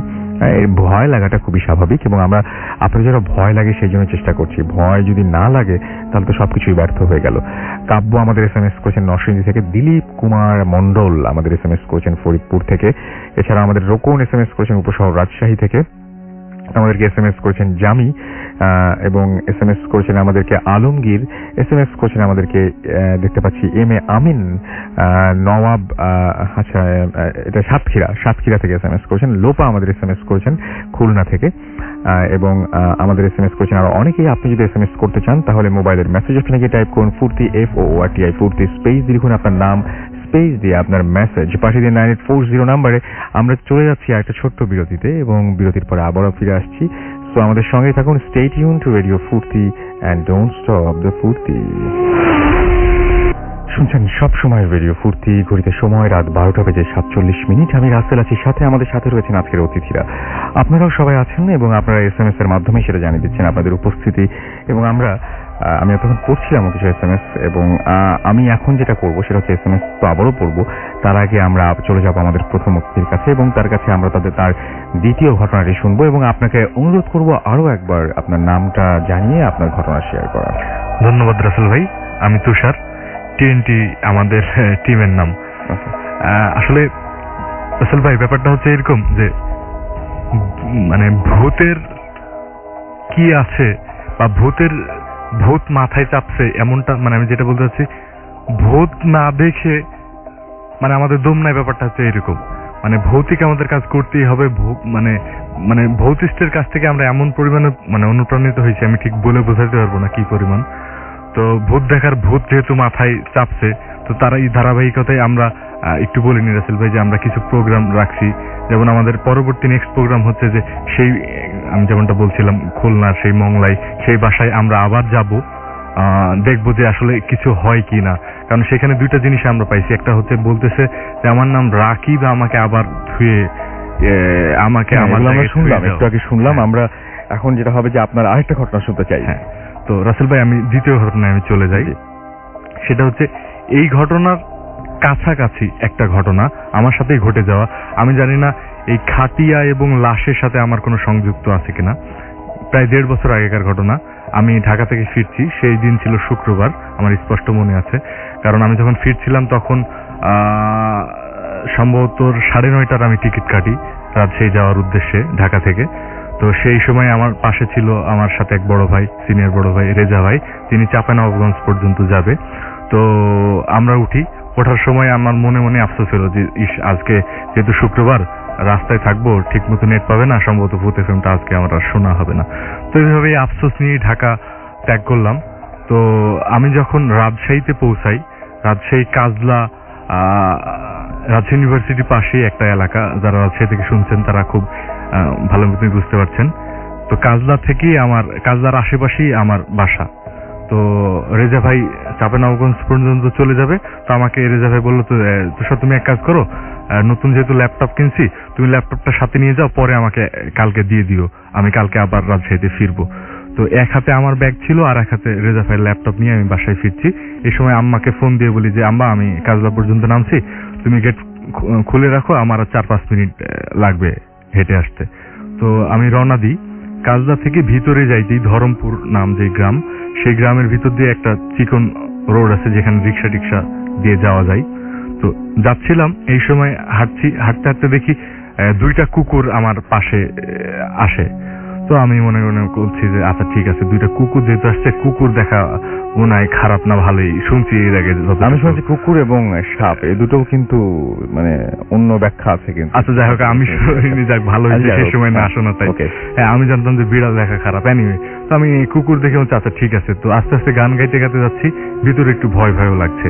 তো আমার হুট করে মনে হচ্ছে এক কাজ করি, মানে মানুষ তো বলে যে পিছের দিকে তাকাইতে হয় না এইসব সিচুয়েশনে। রাত তখন প্রায় 2:30 ক্রস করছে। তো আমি মনে হলো যে একটু দাঁড়াই। তো আমি দাঁড়ানোর সাথে সাথে কুকুরগুলো দেখলাম যে আমার পাশে দাঁড়ায় গেল। তো মনে হলো যে পিছে একটু তাকায় দেখি কিছু আছে কিনা। তো পিছে তাকাইলাম, ডান দিক দিয়ে তাকাইলাম, কিচ্ছু নাই। বাম দিয়ে তাকাইলাম, কিচ্ছু নাই। আসলে মনের ভয় যে যতটুকু হয়। তো হাঁটতেছি, সামনেই 4 রাস্তার একটা মোড় পড়ে। তো সেই মোড়ে দেখলাম আরো 3টা কুকুর, মোট 5টা কুকুর আমার সাইডে দিয়ে হাঁটছে। তো একটু মনে হলো যে কি ব্যাপার, এত কুকুর একসাথে কেন? তো মনে হয় যে রাত হইতেই পারে। তো আমি যেতে আমি থামছি ইচ্ছা করে, দেখছি কুকুরগুলো আমার সাথে সাথে থামছে। আমি আবার হাঁটতেছি, কুকুরগুলো আমার সাথে সাথে হাঁটতেছে। আমার বাড়ি আর একটু কাছেই। তো আমার বাড়ি যেতে হলে আর একটা গলি ক্রস করা লাগে। সেই গলির সামনে একটা মসজিদ এবং মসজিদের পাশেই ছোট্ট আর একটা পারিবারিক কবরস্থান, সেখানে 2-3টা কবর দেওয়া হয়েছে। তার একটু সামনেই আমার বাড়ি। তো ভালো কথা, সেই মোড়ে আসছি, নেক্সট লাস্ট যে ব্যাগটা নিব সেই মোড়ের। তো সেখানে দেখলাম আরো 2টা কুকুর, মোট দেখছি 7টা কুকুর। তখন আমার একটু ভয় শুরু করেছে, কি ব্যাপার এত কুকুর আমার সাথে কেন? এমনি কুকুর আমি এমনিতেই ভয় পাই। তো নেক্সট যে গলিতে গেছি, গলিতে যাওয়ার পর মসজিদের পাশেই একটা লাইট পোস্ট ছিল। লাইট পোস্টে থেকে ওই কবরস্থানটা দেখা যায়। তো যেই ঢুকতে যাব সেই সময় আমি দেখলাম দূর থেকে আবার সেই, আমি বললাম তো আমি একটু আগে যে আমি জানি না যে খাটিয়াই কেন আমি লাইফে দেখতেছি। গত 2বার আমি খাটিয়া দেখছি। আবার দেখছি যে মসজিদের পাশেই, কবরস্থানের পাশেই সেই খাটিয়াটা রাখা। হ্যাঁ, তো লাইটে আবছা দেখা যাচ্ছে, যেহেতু লাইট থেকে একটু দূরে ছিল। তো আমার মনে হলো যে হয়তো রাত্রে কেউ মারা গেছে, সেই জন্য মসজিদের পাশেই খাটিয়াটা থুইছে, হয়তো মাটি টাটি দিবে এরকম কিছু। তো আমি একটু আগাইতে যাব, সেই সময় 2টা কুকুর আমাকে ক্রস করে সেই খাটিয়ার দিকে একটু দ্রুত গতিতে এগিয়ে গেল। যাওয়ার পর 2টা কুকুর একটু শব্দ করতে করতে, ঘর ঘর ঘর ঘর শব্দ করতে করতে এগিয়ে যাচ্ছে। তো আমি দেখলাম যে খাটিয়ার ভিতরে কিছু একটা আছে, মানে আমি লক্ষ্য করতেছি খাটিয়ার ভিতরে কিছু একটা আছে। তো জাস্ট আবার সেই যেমনটা খুলনায় দেখছিলাম যে ওইরকমই খাটিয়া থেকে জাস্ট একটা লাশ পেঁচানো একটা কিছু সেই উঠে বসতেছে এবং আস্তে আস্তে আস্তে মুভ করছে। পাশে ছিল ড্রেন, হাতে আমার 2 ব্যাগ। আমি মানে বুঝছিলাম না যে এই মুহূর্তে আমার কি করা উচিত। আর 1 মিনিট পথ না আমার বাসা, যেখানে আমার আম্মা ওয়েট করতেছে, আমি যেহেতু ফোন দিয়ে দিছি অলরেডি। তো যাই হোক, দেখলাম আস্তে আস্তে আস্তে আস্তে আস্তে সেই খাটিয়াটা এবং সেই লাশটা, ঠিক বলবো না যে হেঁটেও গেল, ঠিক বলবো না যে উড়েও গেল, জাস্ট হেঁটায় আর উড়ার মাঝে যেই গতিটা থাকে সেই গতিতে আস্তে আস্তে আস্তে আস্তে সেই দিকে মিলাই গেল। কুকুর যেহেতু খাটিয়ার সামনে যখন গেল, তখন দেখলাম যে সেই আপনার কি বলে কবরস্থানের ভিতরে ঢুকে গেল, মানে একদম খাটিয়া সহ লাশটা ঢুকে গেল। রাইট। তারপরে যে ঘটনাটা ঘটলো, ভেসে ভেসে যাচ্ছিল এরকম না, ভেসে ভেসে ঠিক না, মানে আস্তে আস্তে স্লো মোশনে যাচ্ছিল। আচ্ছা, হ্যাঁ। তো জাস্ট কয়েক সেকেন্ডের ভিতরে ঘটনাটা ঘটছে এরকম। তো আমি এখন আমি বুঝতেছিলাম না যে কি করব বা কি করা উচিত। তো জাস্ট যেহেতু আমার আরেকটু আমার বাড়ির দূরত্ব, তো আমি জাস্ট ওইদিকে না তাকানোর চেষ্টা করে আমি আমার বাড়ির দিকে যাওয়ার চেষ্টা করলাম, কিন্তু বারবারই ওইদিকে চোখ যাচ্ছিল। তো আমি বাড়িতে জাস্ট ক্রস করি। তো সেই সময় আমার সাথে তখনও 2টা কুকুর ছিল, বাদ বাকি কুকুরগুলো সেই কবরস্থানের সাথে থেকে গেছে। তো আম্মা দেখছি গেট খুলে, শাটার খুলে দাঁড়ানো আছে। তো আম্মা বলছে ঠিক আছে আসছিস, আয় ভিতরে ঢোক তাড়াতাড়ি। তো আম্মার চোখ দেখে আমি বুঝলাম যে আম্মা আমার পিছে কিছু একটা দেখছে। মানে আপনি আপনার যদি সামনে দাঁড়ায় থাকি, আপনি যদি পিছে কিছু দেখেন, সামনে যে চোখ চলে গেলে মানে পিছে কিছু দেখছে, আম্মা চোখ দেখি সেটা আমি বুঝছি, কি দেখছে সেটা আমি বুঝিনি। তো আম্মা বললো তাড়াতাড়ি ভিতরে ঢোক। তো আমি সহ আম্মা সহ ঢুকে গেলাম। তো পরদিন আম্মা বলতেছে, আমি আম্মাকে বলছি সকালে নাস্তার সময় যে আম্মা কি ব্যাপার, কালকে রাত্রে কি হয়েছে। আম্মাকে আমি আগে আমার প্রথম কথাটা বলিনি যে দেখি, কারণ আমি রাত্রে যখন শুইলাম তখন মনে হলো যে নিশ্চিত আজকে ভূত এফএম শোনার কথা ছিল, শুনিনি। আমি এটা নিয়ে জল্পনা কল্পনা করছি, আমার হ্যালুসিনেশন হয়েছে, তাই আমি ব্যাপারটাকে এড়াই গেছি, রাত্রে ওইটা বলে ঘুমানোর চেষ্টা করছি। তো সকালে আম্মাকে বলছি যে আম্মা কি হয়েছিল কালকে, তুমি কি দেখছো, তুমি তাকাইছো, মানে ঘটনা কি, মানে কি হয়েছে। তা আম্মা শুনতেছে নিশ্চয়ই ভূত এফএম এখন। তো আম্মা বলছে যে কাল তুই যখন আসলি ওই গলিতে ঢুকলি, গলির পাশেই সামনে যে একটা দেওয়াল আছে, ওয়াল আছে, সেই ওয়ালে একটা 10 থেকে 12 বছরের ছোট্ট একটা বাচ্চা জাস্ট বসেছিল, বসে নাকি আম্মার দিকে তাকিয়ে দাঁত বের করে হাসতেছে, মানে নিঃশব্দে হাসতেছে। হ্যাঁ, তো আম্মা বলতেছে আমি এটা দেখছি। তখন আমি আম্মাকে বললাম আম্মা আমি তো এগুলো দেখছি, এই ঘটনা। তো এই ছিল রাসেল ভাই আমার দ্বিতীয় স্টোরি। আপনাকে অনেক ধন্যবাদ আপনার দ্বিতীয় ঘটনার জন্য। যাই হোক, আমরা এতক্ষণ শুনছিলাম একটা অদ্ভুত ঘটনা, এবং আমার কাছে সবচেয়ে বেশি এই গল্পে সবচেয়ে বেশি অদ্ভুত যে পার্টটা লেগেছে ওনার মাও এখন শুনছেন, এবং উনি যখন বাসায় প্রবেশ করেন, বাসায় ঢুকতে যান, সেই সময় উনি বললেন যে ওনার মা তার পেছনে আরেকটা ক্যারেক্টার দেখেছিলেন এবং আরেকজনকে দেখেছিলেন যে কিনা প্রাচীরের উপরে বসেছিল। দৃশ্যটা চিন্তা করলে কিন্তু খুব অদ্ভুত লাগার কথা। মানে আপনারা কি মানে একটু যদি ভিজুয়ালাইজ করতে পারেন তাহলে দেখবেন যে ব্যাপারটা বেশ গা ছমছম করা একটা ব্যাপার। আমি জানি না যে আপনাদের মানে আমি আসলে বুঝি না যে আমরা চারপাশে যে সমস্ত জিনিস দেখি তার মধ্যে কতগুলো স্বাভাবিক আমরা দেখছি, আর কতটুকু স্বাভাবিক দেখছি আর কতটুকু অস্বাভাবিক দেখছি। যাই হোক, আমাদেরকে অর্ণব SMS করেছেন এবং তিনি বলছেন যে ওয়ান্ডারফুল লেগেছে তার কাছে এই ঘটনাটা। হিল্লুল আমাদের ময়মনসিংহ থেকে SMS করেছেন, তিনি এবং তার ওয়াইফ অনন্যা একসাথে ভূত এফএম শুনছেন। মোমু চট্টগ্রাম থেকে আমাদের SMS করেছেন সোলাইমান বরিশাল থেকে, এবং তিনি বলেছেন যে ফার্স্ট স্টোরিটা অনেক বেদনাময়। হ্যাঁ, আমার কাছে অনেক কষ্টই লেগেছে সেটা শুনে এবং জেনে। তৌহিদুল ইসলাম বরিশাল থেকে আমাদের SMS করেছেন এবং তিনি বলছেন প্লিজ মেসেজটা পড়েন, এবং আমাদেরকে দেখতে পাচ্ছি আরিফ SMS করেছেন বিলদহর থেকে, আমাদেরকে SMS করেছেন রুবেল, SMS করেছেন আমাদেরকে দেখতে পাচ্ছি জাহিরুল ভাই, এবং আমাদের SMS করেছেন এছাড়াও দেখতে পাচ্ছি আদিল জুয়েল কবির, এবং এছাড়া SMS করেছেন আমাদেরকে দেখতে পাচ্ছি মাহিন টাঙ্গাইল থেকে, সো হরেবল নাইট, এবং আমাদেরকে SMS করেছেন দেখতে পাচ্ছি এছাড়াও MC রে, এবং আমাদেরকে SMS করেছেন দেখতে পাচ্ছি আচ্ছা তিনি বলছেন যে I don't want to get killed on the way to the toilet. এই SMS পাঠিয়েছেন, হুবহু তিনি যেভাবে পাঠিয়েছেন সেটাই পড়লাম আর কি। আমাদেরকে রুবেল লিখেছেন ডাক্তার ভাই খুব জমজমাট হচ্ছে। রিজভি আমাদের SMS করেছেন BL কলেজ খুলনা থেকে, এছাড়া আমাদের SMS করেছেন রাহাত নাটোর থেকে, আব্দুল্লাহ SMS করেছেন তামিম, এবং ফার্স্ট ঘটনাটা তার কাছে জোস কুড়িল থেকে SMS করেছিলেন। এছাড়া আমাদের SMS করেছেন দেখতে পাচ্ছি আচ্ছা আরো অনেকে অনেকবার SMS করেছেন, যার জন্য সেই SMS গুলো বেশি পড়তে হচ্ছে এবং বারবার আসছে। আমাদেরকে এছাড়াও SMS করেছেন দেখতে পাচ্ছি রুবেল। যাই হোক, আপনি যদি SMS করতে চান তাহলে যেটা করতে হবে, আপনাকে মোবাইলের মেসেজ অপশনে টাইপ করতে হবে ফুর্তি FORTI, ফুর্তি স্পেস দিয়ে লিখতে হবে আপনার নাম, স্পেস দিয়ে লিখতে হবে আপনার মেসেজ, পাঠিয়ে দিতে হবে 9840 নাম্বারে। আমরা একটু পরেই ফিরে আসবো আবার আপনাদের কাছে। আপাতত আবারও চলে যাই ঘটনায়, এবং আমাদের সাথে উপস্থিত আছেন যে দ্বিতীয় অতিথি হিসেবে ঘটনা শেয়ার করেছেন আপনার সাথে, তার দ্বিতীয় ঘটনাটি শুনে আসবো। প্লিজ আপনি আরেকবার আপনার নামটা বলবেন এবং তারপরে শুনবো আপনার ঘটনাটি। ডিয়ার লিসনার, আমি এনআই আশিক বলছি। আমি এখন যেই ঘটনাটা বলবো এটা হচ্ছে আমার জীবনে ঘটা চতুর্থ ঘটনা, এবং এটা হচ্ছে রিসেন্টলি ঘটছে, মানে যে জানুয়ারি মাসের 3 তারিখে ঘটনা যেদিন ঘটে, ঘটনার দিন ছিল হচ্ছে শুক্রবার। আমি দীর্ঘ 3 মাস মানে বাড়িতে জেনে 3 মাস পর সেদিন শুক্রবার বাড়িতে গেছি। তো যাইতে সন্ধ্যা হয়ে গেছে, সন্ধ্যা 7:30 বাজছে। এর মধ্যে গত অক্টোবরে হচ্ছে আমি আমার মোবাইলটা হারাই ফেলছি। সো মানে গত 2 মাস যাবত কারোর সাথে কোনো কানেকশন ছিল না, বাড়িতেও না, ইভেন ঢাকাতেও আমার কারোর সাথে কোনো কানেকশন ছিল না। তো আমি 7:30 বাজে বাড়িতে গেছি। আর আমার বাড়িতে শুধু বাবা থাকে, মানে আম্মু চাকরি করে হচ্ছে নারায়ণগঞ্জে, আর আমরা ভাই বোন ঢাকাতে আছি। আমার এক ভাই নাহিদ, ও হচ্ছে চট্টগ্রাম ভার্সিটিতে পড়ে। তো মূলত বাড়িতে বাবাই থাকে। তো আমি যেদিন বাড়িতে গেছি সেদিন বাবা বাসায় ছিল না, কারণ রবিবারে ছিল নির্বাচন ছিল, ওনার প্রিজাইডিং অফিসারের দায়িত্ব পড়ছে, তো উনি শুক্রবারে চলে গেছে আগে আগে, যাতে কোনো সমস্যা না হয়।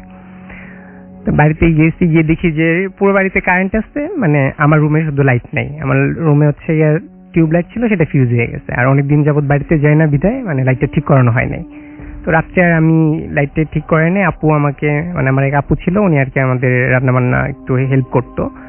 তো উনি 3টা মোমের ব্যবস্থা করে দিয়ে গেল এবং ভাতটা রান্না টান্না করে হটপটে সবকিছু রাইখা মানে সব ব্যবস্থা করে দিয়ে গেছে। আমাদের বাড়ির বর্ণনাটা দিয়ে, আমার বাড়িটা হচ্ছে গ্রামের একবারে কর্নারে, বাউন্ডারি করা বাড়ি, বাড়ির সামনে একটা গেট এবং ডান সাইডে একটা গেট, 2টা গেট যদি আমি লক করে দিই মানে টোটাল গ্রামের সাথে মোটামুটি কানেকশন লস্ট। আর গ্রামের মানে আমাদের বাড়ির বাস সাইডটা হচ্ছে ফাঁকা মাঠ, আর ওই দিক একটু জঙ্গল টাইপের আর কি। তো আমি 8:30টার দিকে ফ্রেশ ট্রেশ হয়ে খাইতে বসছি। তো যখন মানে খাওয়া শুরু করছি আর একটু পরে দেখলাম যে দরজায় নক করতেছে। তা আমি জিজ্ঞেস করলাম কে, আমাকে বললো যে দাদা ভাই আমি মোবারক। আর বলে রাখি যে মোবারক হচ্ছে আমার চাচাতো ভাই, আমি আসলে গ্রামে গেলে ওর সাথে বেশিরভাগ সময় কাটাই। ও এমনিতে 6 ফুট 3 ইঞ্চির মতো হাইট লম্বায়। তো দরজা খুলে দেখলাম যে ও আসলো, মানে ও প্রায় দরজাতে ঠেকে যাবে এরকম, এমনিতে লম্বা, আমার কাছে ওই দিন একটু আরো বেশি লম্বা মনে হচ্ছিল। তো ভিতরে ঢোকার পরে ওর সাথে যে ফার্স্ট আমার কথাটা ছিল এরকম, কি রে তুই তো আগের চেয়ে বেশি লম্বা হয়ে গেছিস, মানে এখন তো তোর সাথে হাঁটাই যাবে না, এই ধরনের কথা ছিল ওর সাথে আমার ফার্স্ট। তো আসলো, ঘরে একটা মোম জ্বলতেছিল, ও একদম সোফার যে দিকটাতে কমাল উপরে ঠিক ওই কর্নারে গিয়ে বসছে। আমার তখন এটা খেয়াল নাই যে আমি বাইরের গেটও লক করে দিয়ে আসছি, যে ঘরে যদি কেউ এই মুহূর্তে ঢুকে দেন আমার প্রথমে বাইরের গেটটা খুলতে হবে, দেন আমার দরজাটা খোলার পর কাউকে আর কি ঘরে আসতে হবে। তো ওই জিনিসটা আমার মাথায় কাজ করতেছে না। তো আমি নর্মালি ওর সাথে কথা টথা বলতেছি, গত 2 মাস আমি ঢাকাতে কি করলাম, এইগুলা ওর খবর টবর নিলাম। ও বিদেশ যাওয়ার জন্য চেষ্টা করতেছিল, পাসপোর্ট একবার হারাই ফেলছে, খবর টবর নিয়েছি। তো প্রায় 9টা 9:30 পর্যন্ত ওর সাথে আর কি গল্প করছি। গল্প বলতে আমি কথা বলছি, ও টুকটাক হ্যাঁ হো আমার সাথে মিলাইছে এরকম।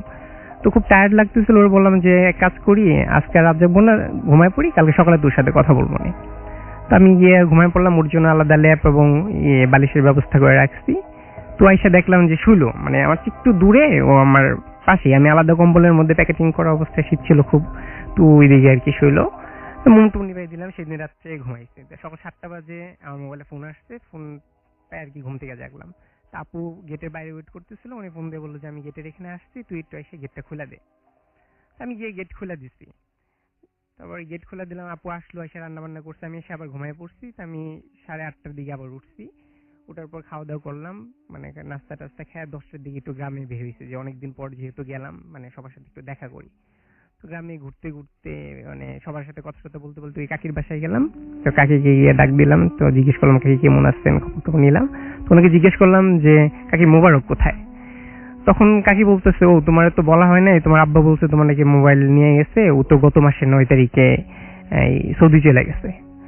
তখন আমার মানে ভয় লাগলো যে কালকে রাত্রে আমি তো বাইরের কোনো গেট খুলে দিই না, ইভেন সকালবেলা যদি ও যায় তাহলে তো গেটটা খুলে বের হওয়ার কথা। আপু এসে যেহেতু গেট লক পাইছে, ভিতর থেকে লক ছিল, মানে আমি এমন একজনের সাথে রাত কাটাইছি যে কিনা ওই মুহূর্তে সৌদি আরব আসছে আর কি। তারপর ওর সাথে মোবাইলে কথা টথা হয়েছে, মানে আমি ওই দিন তখন আর কি যখন কাকি বললো তখন প্রচন্ড ভয় পেয়েছি রাতের জিনিসগুলো চিন্তা করে, এবং সেই দিন আমি ঢাকাতে ব্যাক করে আসি। এটা হচ্ছে আমার লাইফে 4র্থ ঘটনা আর কি। আপনাকে অনেক ধন্যবাদ আপনার ঘটনার জন্য। এবং আমরা যে ঘটনাটি শুনলাম, সেই ঘটনা শোনার পরে আমার আসলেও মনে হচ্ছে যে আসলে সত্যি কাউকে বিশ্বাস করা যাবে না। মানে আপনার সঙ্গে যে মানুষটি দেখা হবার কথা, বা যেই মানুষটি এখন এই মুহূর্তে আপনার পাশে আছে, সেই মানুষটিকে আপনি কতটুকু জানেন সেটা আসলে বোঝার কোনো উপায় নেই। কিন্তু এটার জন্য আপনাকে মানে এখন আমি বলবো যে অনেকের এরকম হবে যে কালকে সকাল পর্যন্ত ওয়েট করতে হবে। সো আপনার পাশে যে মানুষটি আছেন সেই মানুষটিকে কি আপনি 100% মানে একদম হলপ করে বলতে পারেন যে হ্যাঁ আজকে অমকের সাথে আমার দেখা করার কথা ছিল এবং তার সাথে আমি দেখা করছি, এই মুহূর্তে সেই আমার সঙ্গে রয়েছে, এটা বোঝা কিন্তু খুব মুশকিল। মানে এটা হয়তো আপনি কালকে বুঝতে পারলেন না, কোনো একদিন হয়তো ধরে মানে বুঝে ফেললেন আর কি। কিন্তু দুজনের জন্যই, আপনার দুজন একসঙ্গে আছেন। মনে করেন যে মামুন আর সুমন একসঙ্গে এখন গল্প করছেন, এখন মামুন ভাবছে, মামুনের মধ্যে মনে হতে পারে যে সুমন কি অরিজিনাল, আবার সুমনের মতো মনে হতে পারে যে মামুন কি অরিজিনাল। মানে এই ব্যাপারটা কিন্তু এরকমই, খুবই ভয়ঙ্কর। এবং এই ব্যাপারটা আসলে খুব অদ্ভুত। এবং আমাকে উনি যখন বলছিলেন প্রথম স্টুডিওর বাইরে যে ঘটনাটি যখন তিনি বলছিলেন, তখন একটা কথা বারবার করে বলছিলেন যে কেউ আসেনি, কিন্তু আমি খুব শিওর যে ওই রাত্রে আমি কারো না কারোর সাথে কাটিয়েছি। হ্যাঁ, কারো না কারোর সাথে তা কাটিয়েছেন এবং আপনি মনে হয় সকালবেলা উনি চলে যাবার পরেও বিছানায় বিছনাতে ছিল কেউ একজন, মানে ও বিছনা ওই Right. কম্বল ভাবে রেখে গেছে, গুছানো টুছানো ছিল না। রাইট, মানে উনি যে মানে শুয়েছিলেন বা উনি ওখানে মানে মানে মানুষ একটা শুলে কি হয়, একটু জায়গায় জায়গায় কুচকে যায় বা পাশ ফিরলে যেরকম হয়, এরকম কিছু কথা। চিহ্ন। আমি কম্বলটা গুছানো অবস্থায় দিছি, যে আমি কম্বল ওখানে রাখা, তুই এখানে আচ্ছা। শুইস। আমি সকালবেলা পাইছি যে কম্বল, মানে একটা মানুষ থাকলে যে কম্বল থেকে উঠায় ওরকম অবস্থায় রেখে চলে গেছে এরকম। রাইট, তো এটাই। এবং আপনি একদম 100% শিওর যে আপনি পুরো রাতটা কারো না কারোর সাথে কাটাইছি। ও এটা আচ্ছা, সেটাই আমার যেটা মনে হয় যে বিনা টিকেটে সৌদি আরব থেকে উনি উড়ে বাংলাদেশে চলে এসেছিলেন। অলরাইট, আমি চাই না যে এরকম, না আমি চাই আসলে মনে মনে চাই যে এরকম ঘটনা ঘটুক এবং এরকম ঘটনা ঘটলেই আমরা আসলে নতুন নতুন সব ঘটনা পেয়ে যাব আপনাদের কাছ থেকে এবং সেগুলো আমরা শেয়ার করতে পারবো আমাদের লিসনারদের সাথে, আসলে আপনাদের সাথেই। আপনাদের ঘটনা তো আসলে আমরা আপনাদের সাথে শেয়ার করি। সো এরকম ঘটনা ঘটুক সেটাই আমি আসলে মনে প্রাণে চাই। তবে আপনারা কোনো ক্ষতির সম্মুখীন হন এরকম কখনোই চাই না। মানে এবং অবশ্যই যারা ভয় পান, যারা এরকম ঘটনার সম্মুখীন হতে চান না, তাদের লাইফে এরকম ঘটনা ঘটুক সেটাও আমি অবশ্যই চাই না। কিন্তু থাকে না, অনেকেই সাহসী আছে যে ঘটুক না কিছু, এবং ঘটার জন্য অনেকে যেন অপেক্ষায় থাকেন, কবে যে ঘটে যাবে কিছু বলা যায় না। কিন্তু যাই হোক, ঘড়িতে সময় রাত 1:06 শুনছেন সব সময় রেডিও ফুর্তি, আর চলছে একদম মানে এই মুহূর্তে যারা চলছে যেটা, সেটা হচ্ছে ভূত এফএম 100 বাই এয়ারটেল। এবং যারা ঘটনা শোনেন, রাত জেগে ভূত এফএম শোনেন, তারা কিন্তু আসলেই স্পেশাল। এটা আমি বলতেই পারি যে স্পেশাল, কারণ এই মুহূর্তে আরো অনেক কিছুই করতে পারতেন আপনি, যেটা হয়তো মানে আপনার জন্য বেশ সহনীয় পর্যায়ের, এবং আপনার হয়তো হাসি পেত, আপনার হয়তো একটু মাঝে মাঝে একটু অন্যরকমের একটা অনুভূতিও হতো, কিন্তু আপনি ভয় পেতে বসেছেন। তো আপনি স্পেশাল না, আপনি অবশ্যই স্পেশাল। ভূত এফএম যারা শুনছেন তারা সকলেই আসলেই অনেক অন্যরকম মানুষ। তো যাই হোক, সেই অন্যরকম মানুষদের জন্য আমি জানিয়ে দিচ্ছি যে আজকের এই এপিসোডটি যদি মিস করেন তাহলে কি করতে হবে। আপনাকে সেক্ষেত্রে এয়ারটেল এম রেডিও সাহায্য নিতে হবে। আপনার এয়ারটেল নাম্বার থেকে ডায়াল করুন 4040, সিলেক্ট করুন চ্যানেল 22, তাহলে দেখবেন যে একের পর এক বিভিন্ন এপিসোডের অপশন আপনাকে দেওয়া হচ্ছে, এবং যে এপিসোডটি আপনি মিস করেছেন বা যে এপিসোডটি আপনি পুনরায় শুনতে চান সেটা আপনি চাইলে সেখান থেকে শুনে ফেলতে পারবেন। এছাড়াও যারা ভূত এফএম টিউনটি আপনাদের কলার টিউন বা মাই টিউন হিসেবে সেট করতে চান, তাদের জন্য বলে দিই যে আপনার মোবাইলের মেসেজ অপশনে গিয়ে টাইপ করুন সিটি স্পেস 92125 এবং এসএমএসটি পাঠিয়ে দিন 3123 নাম্বারে। বাস এই টিউনটি তাহলে আপনার হয়ে যাবে।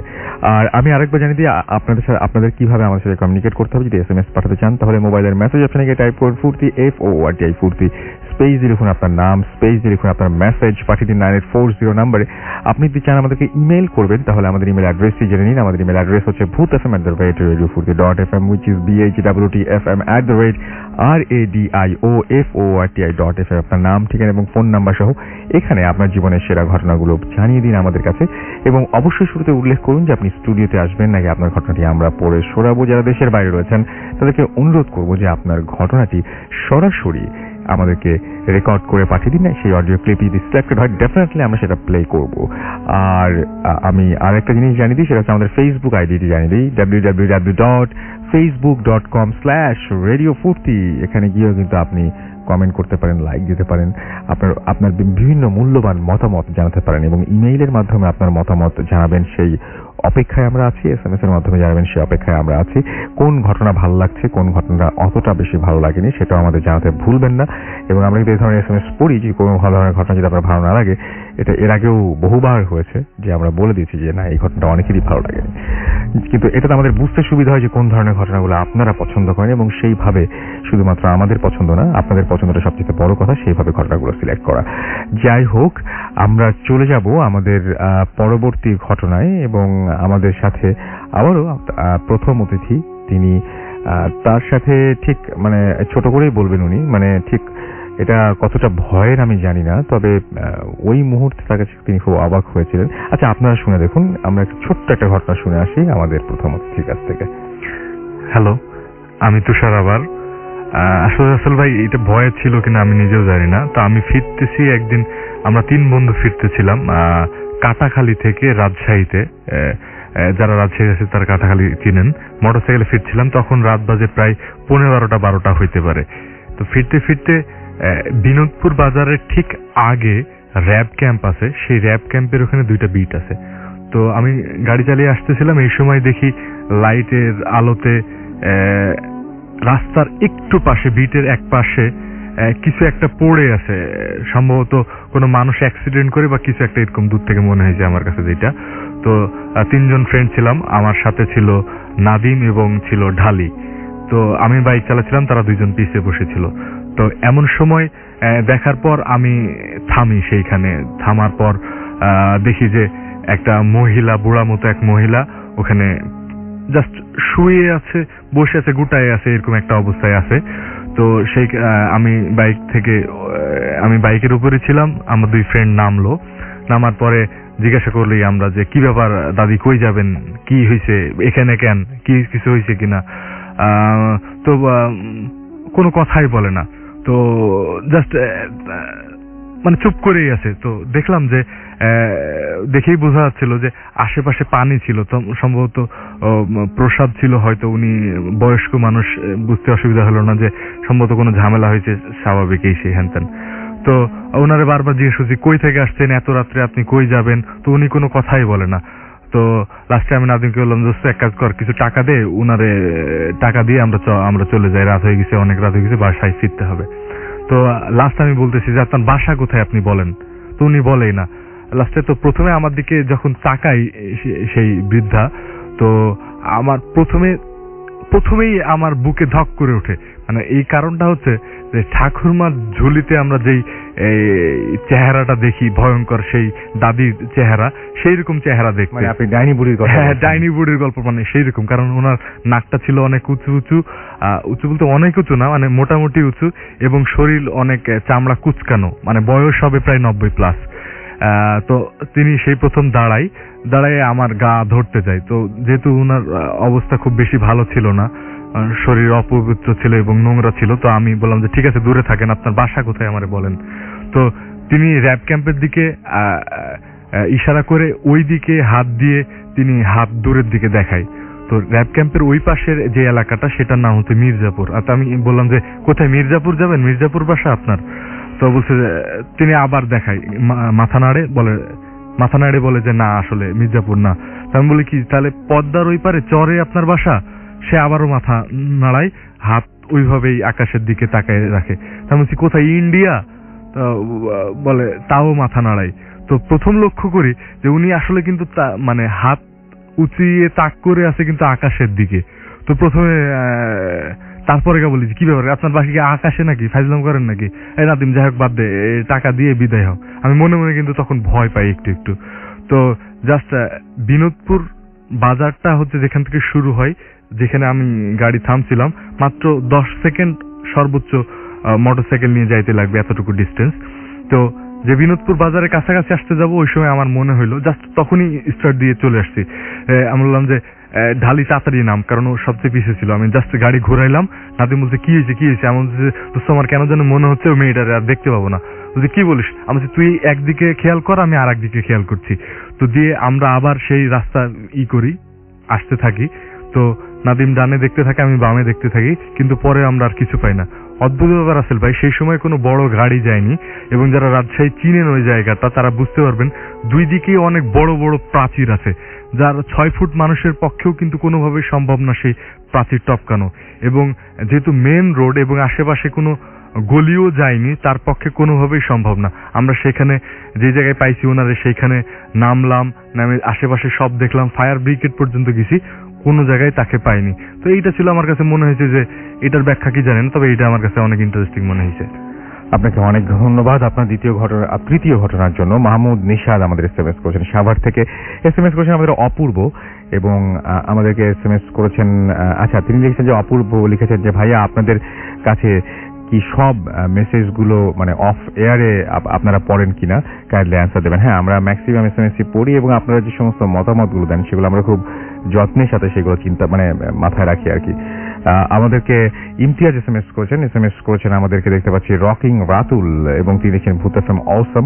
আমাদেরকে SMS করেছেন মান্না, এবং এছাড়া আমাদেরকে কিশোর SMS করেছেন রাসেল রানা জামালপুর থেকে। SMS করেছেন আমাদেরকে ইব্রাহিম রামপুরা স্টুডিওতে যারা আসে আচ্ছা, স্টুডিওতে যারা আছে তারা সবাই কি অরিজিনাল?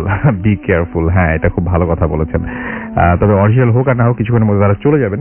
এবং আমাদেরকে SMS করেছেন লাবিব, এবং তিনি ভূত FM শুনছেন। তার মা, বাবা সবাই আছেন তার সঙ্গে, এবং ভাই, তারা সবাই আছেন। এবং তিনি লিখেছেন যে আই এম জাস্ট 11, অনেক সাহসী, এত কম বয়সে এবং এত রাত পর্যন্ত জেগে ভূত FM শোনা এটা বিরাট সাহসের ব্যাপার। আমি যে বললাম যে শুরুতে যে স্পেশাল যারা তারাই ভূত FM শোনেন। অর্পি মিরপুর 14 থেকে আমাদের SMS করেছেন, নোবেল আমাদের SMS করেছেন দীপ্ত, SMS করেছেন আমাদেরকে রাজ, শুভ, লামিয়া আমাদের SMS করেছেন, এবং আমাদেরকে SMS করেছেন দেখতে পাচ্ছি এছাড়াও রিয়াজুল SMS করেছেন আমাদেরকে, আব্দুল্লাহ ফ্রম রামপুরা এছাড়াও আমাদেরকে SMS করেছেন দেখতে পাচ্ছি আরো অনেকেই। আপনি যদি SMS করতে চান তাহলে মোবাইলের মেসেজ অপশনে টাইপ করুন ফুর্তি, FOORTI ফুর্তি, স্পেস দিয়ে লিখুন আপনার নাম, স্পেস দিয়ে আপনার মেসেজ পাঠিয়ে দিন 9840 নম্বরে। আমরা সরাসরি চলে যাচ্ছি একটা বিজ্ঞাপন বিরতিতে, এবং বিজ্ঞাপন বিরতির পরে আমরা আবারও আপনাদের কাছে ফিরে আসছি। কোথাও যাবেন না, আমাদের সঙ্গেই থাকুন। স্টে টিউনড টু রেডিও ফুর্তি অ্যান্ড ডোন্ট স্টপ দ্য ফুর্তি। শুনছেন সবসময় রেডিও ফুর্তি, বাংলাদেশের সর্ববৃহৎ রেডিও নেটওয়ার্ক। আমি রাসেল আছি সাথে, আমার সাথে রয়েছে আজকের অতিথিরা, এবং জানিয়ে দিচ্ছি এই মুহূর্তে ঘড়িতে বাজে রাত 1:19 এবং চলছে ভূত FM 100 বাই এয়ারটেল। আপনাদেরকে শুরুতে আরো একবার জানিয়ে দিই কিভাবে আমাদেরকে SMS এর মাধ্যমে কমিউনিকেট করবেন। আমাদের SMS এর মাধ্যমে কমিউনিকেট করতে হলে মোবাইলের মেসেজ অপশনে গিয়ে টাইপ করুন ফুর্তি, FOORTI ফুর্তি, স্পেস দিয়ে লিখুন আপনার নাম, স্পেস দিয়ে আপনার মেসেজ পাঠিয়ে দিন 9840 নম্বরে। যদি আমাদের ইমেইল পাঠাতে চান তাহলে আমাদের ইমেল অ্যাড্রেসটি হচ্ছে bhutfm@radiofurti.fm, which is BHWTFM@radioFOORTI.fm। নাম, ঠিকানা এবং ফোন নাম্বার সহ আপনার জীবনে ঘটে যাওয়া সেরা ঘটনাগুলো পাঠিয়ে দিন এই ঠিকানায়। আমাদের ফেসবুকের আইডিটি অ্যাড্রেসটি হচ্ছে www.facebook.com/radiofurti। গত সপ্তাহে আমাদের মাঝে এসেছিলেন যিনি পেশায় একজন ড্রাইভার, এবং তিনি তার সমস্ত ঘটনাগুলো সেদিন শেষ করতে পারেনি। একটি ঘটনা থেকে গিয়েছিল, এবং আমরা বলেছিলাম যে এই ঘটনাটি আমরা এই উইকে শোনাবো আপনাদেরকে, এবং তার সাথে আমার সেরকমই কথা হয়েছিল। তো তিনি এখানে এসেছেন তার শেষ ঘটনাটি শোনানোর জন্য, যে ঘটনাটি বেশ অদ্ভুত, এবং আমরা চলে যাচ্ছি সরাসরি তার কাছে। এবং প্লিজ আপনি একবার আপনার নামটা বলবেন, তারপর ঘটনাটা শুনবো। থ্যাংক ইউ রাসেল ভাই। আমি বসির, আমি এসেছি টঙ্গী কলেজ গেট থেকে। আমার দেশের বাড়ি নড়াইল, গ্রামের বাড়ি নিদিখোলা। আমি যে ঘটনাটা বলবো সে ঘটনা ঠিক আমার সাথে ঘটে যায় স্কুলের ছাদে। কিন্তু কেন বা কি কারণে আমি স্কুলের ছাদে গেলাম ঘুমাতে, তার উপরে একটি প্রতিবেদন। সেটা হচ্ছে এরকমই, আমাদের গ্রামটার পশ্চিম পূর্ব দিকেই লম্বা। গ্রামটার দক্ষিণ দিকে আছে একটা বিল, উত্তর দিকেও একটা বিল। গ্রামের পশ্চিম পাশে একটা গ্রাম, গ্রামের পূর্ব পাশে একটা গ্রাম। যে গ্রামে এমন একজন লোকের জন্ম যার নাম চিরজীবন বাংলার মাটিতেই থাকবে, সে হচ্ছে বীরশ্রেষ্ঠ নূর মোহাম্মদের মহিষকুলা গ্রাম। কিন্তু এদের দুই পাশে গ্রামেই বিদ্যুৎ সংযোগ বা কারেন্ট সংযোগ আছে, আমাদের গ্রামে নেই। আমাদের গ্রামের মানুষজন চিন্তা ভাবনা করে যে আমাদের মনে হয় কপাল পোড়া, এই কারণে আমাদের গ্রামে কারেন্ট বা বিদ্যুৎ পৌঁছায় না। যে কারণেই আমি গিয়েছিলাম সেদিন গরম থেকে বাঁচতে ছাদে ঘুমাতে। এটা আপনি মাঝে মাঝে যেতেন? জি, মাঝে মাঝে যেতাম, বা ছাদে সবসময় ঘুমানোর জন্য অভ্যাস করতাম যখন ছাদটা হয়েছিল। আমাদের গ্রামের স্কুলটা প্রতিষ্ঠিত হয় 1991 সালে। স্কুলটা ঠিক ছাদে পরিণত হয় 2001 বা 2002 সালে। ছাদটা যখনই কমপ্লিট হয় আমাদের গ্রামের লোকজন বা আমাদের পাড়ার ছেলেরা, সমবয়সী যারা থাকে, তারা চিন্তা ভাবনা করে যে সারাদিন কাজকর্ম সেরে আসে, রাত্রে যদি একটু বিছানায় শোয়া যায় বা বিছানায় ঘুমানো যায় না, কোনোভাবেই ঘুমানো যায় না। যদি ছাদে যাওয়া যায় বা ছাদে ঘুমানো যায় তাহলে মনে হয় সারাদিন সারা রাতের ঘুমটা মনে হয় ছাদে ভালো হবে। যেহেতু ছাদের দক্ষিণ পাশে বিল, আর কোনো গাছগাছালি কিছুই নেই। যেখানে ছাদটা হয়েছে সেখানে ছিল সোন বাগান আর বন বাগান, যেখানে কুকুর শিয়ালের আড্ডা ছিল। ছাদটা হওয়ার পরে সবাই ওখানে ছাদে ঘুমানোর জন্য চেষ্টা করত। যাই হোক, ছাদটা 2001 সালে বা 2002 সালে হলে সে সময় আমরা আমাদের গ্রামের লোকজন বা গ্রামের একই বয়সের লোক চিন্তা ভাবনা করলাম যে আজকে থেকেই শুরু করব ছাদে ঘুমাতে। কিন্তু ছাদে ঘুমাতে যাওয়ার অভ্যাসটা ছিল এরকমেরই, সে ছাদে নিয়ে যেতে হতো একটা বালিশ বা একটা কাঁথা। ছাদে এটা নিয়েই ছাদে একটা বাড়ি এদিক ওদিক দিয়েই বালিশটা পেড়ে খাতাটা উপরে রেখে ঘুমানো হতো। কিন্তু ছাদে ওঠার জন্য কোনো সিঁড়ি বা কোনো মই ছিল না। ছাদের দুপাশে ছিল দুটো বাথরুম, সেই বাথরুমে ছিল লোহার পাইপ লাগানো, সেই পাইপটা বেয়েই যেন ছাদে উঠতে হতো। আগে বাথরুমের ছাদ থেকে যেতে হতো স্কুলের ছাদে, বাথরুম থেকে ঠিক 1-2 ফুট উঁচুতেই বাথরুমের স্কুলের ছাদ, সেখানে যেতে হতো। যাই হোক, যেদিনকে আমার সাথে ঘটনা ঘটে সেদিন ছিল রবিবার। আমি ঠিক বাজার থেকে বাজার টাজার করে এনে আমার মাকে দিলে রান্না কাড়া করে আমি ঠিক ওই ছাদে যাব ঘুমাতে। সেরকম অবস্থায় আমি খাবার টাবার খেয়ে ছাদে যাব এরকম একটা পরিকল্পনা নিয়ে আমি একটা কাঁথা একটা বালিশ নিয়ে আমি ছাদে যাই। ছাদে যাওয়ার সময় আমি আমার প্রতিবেশী বাড়ির একটা ছেলে, যার সাথে সবসময় জন্য আমার উঠা বসা ছিল ঠিক মধুর মতন, আমি তারকে নাম ধরে ডাক দিই, ইনামুল তুই কি ছাদে যাবি? ইনামুল বলে যে ওরা সবাই কো, ওরা মানে আমার সাথে যারা ছাদে ঘুমাতে যেত তারাই। তাদের ভিতরে সবাই চলে যায় একটা গান শুনতে। সে গানটা এখনো আমার পছন্দ না, সেটা হচ্ছে পালা গান। সেই গানটা এখনকার সময় শোনা যায় মমতাজ এবং তার সাথে সহশিল্পী বৃন্দ।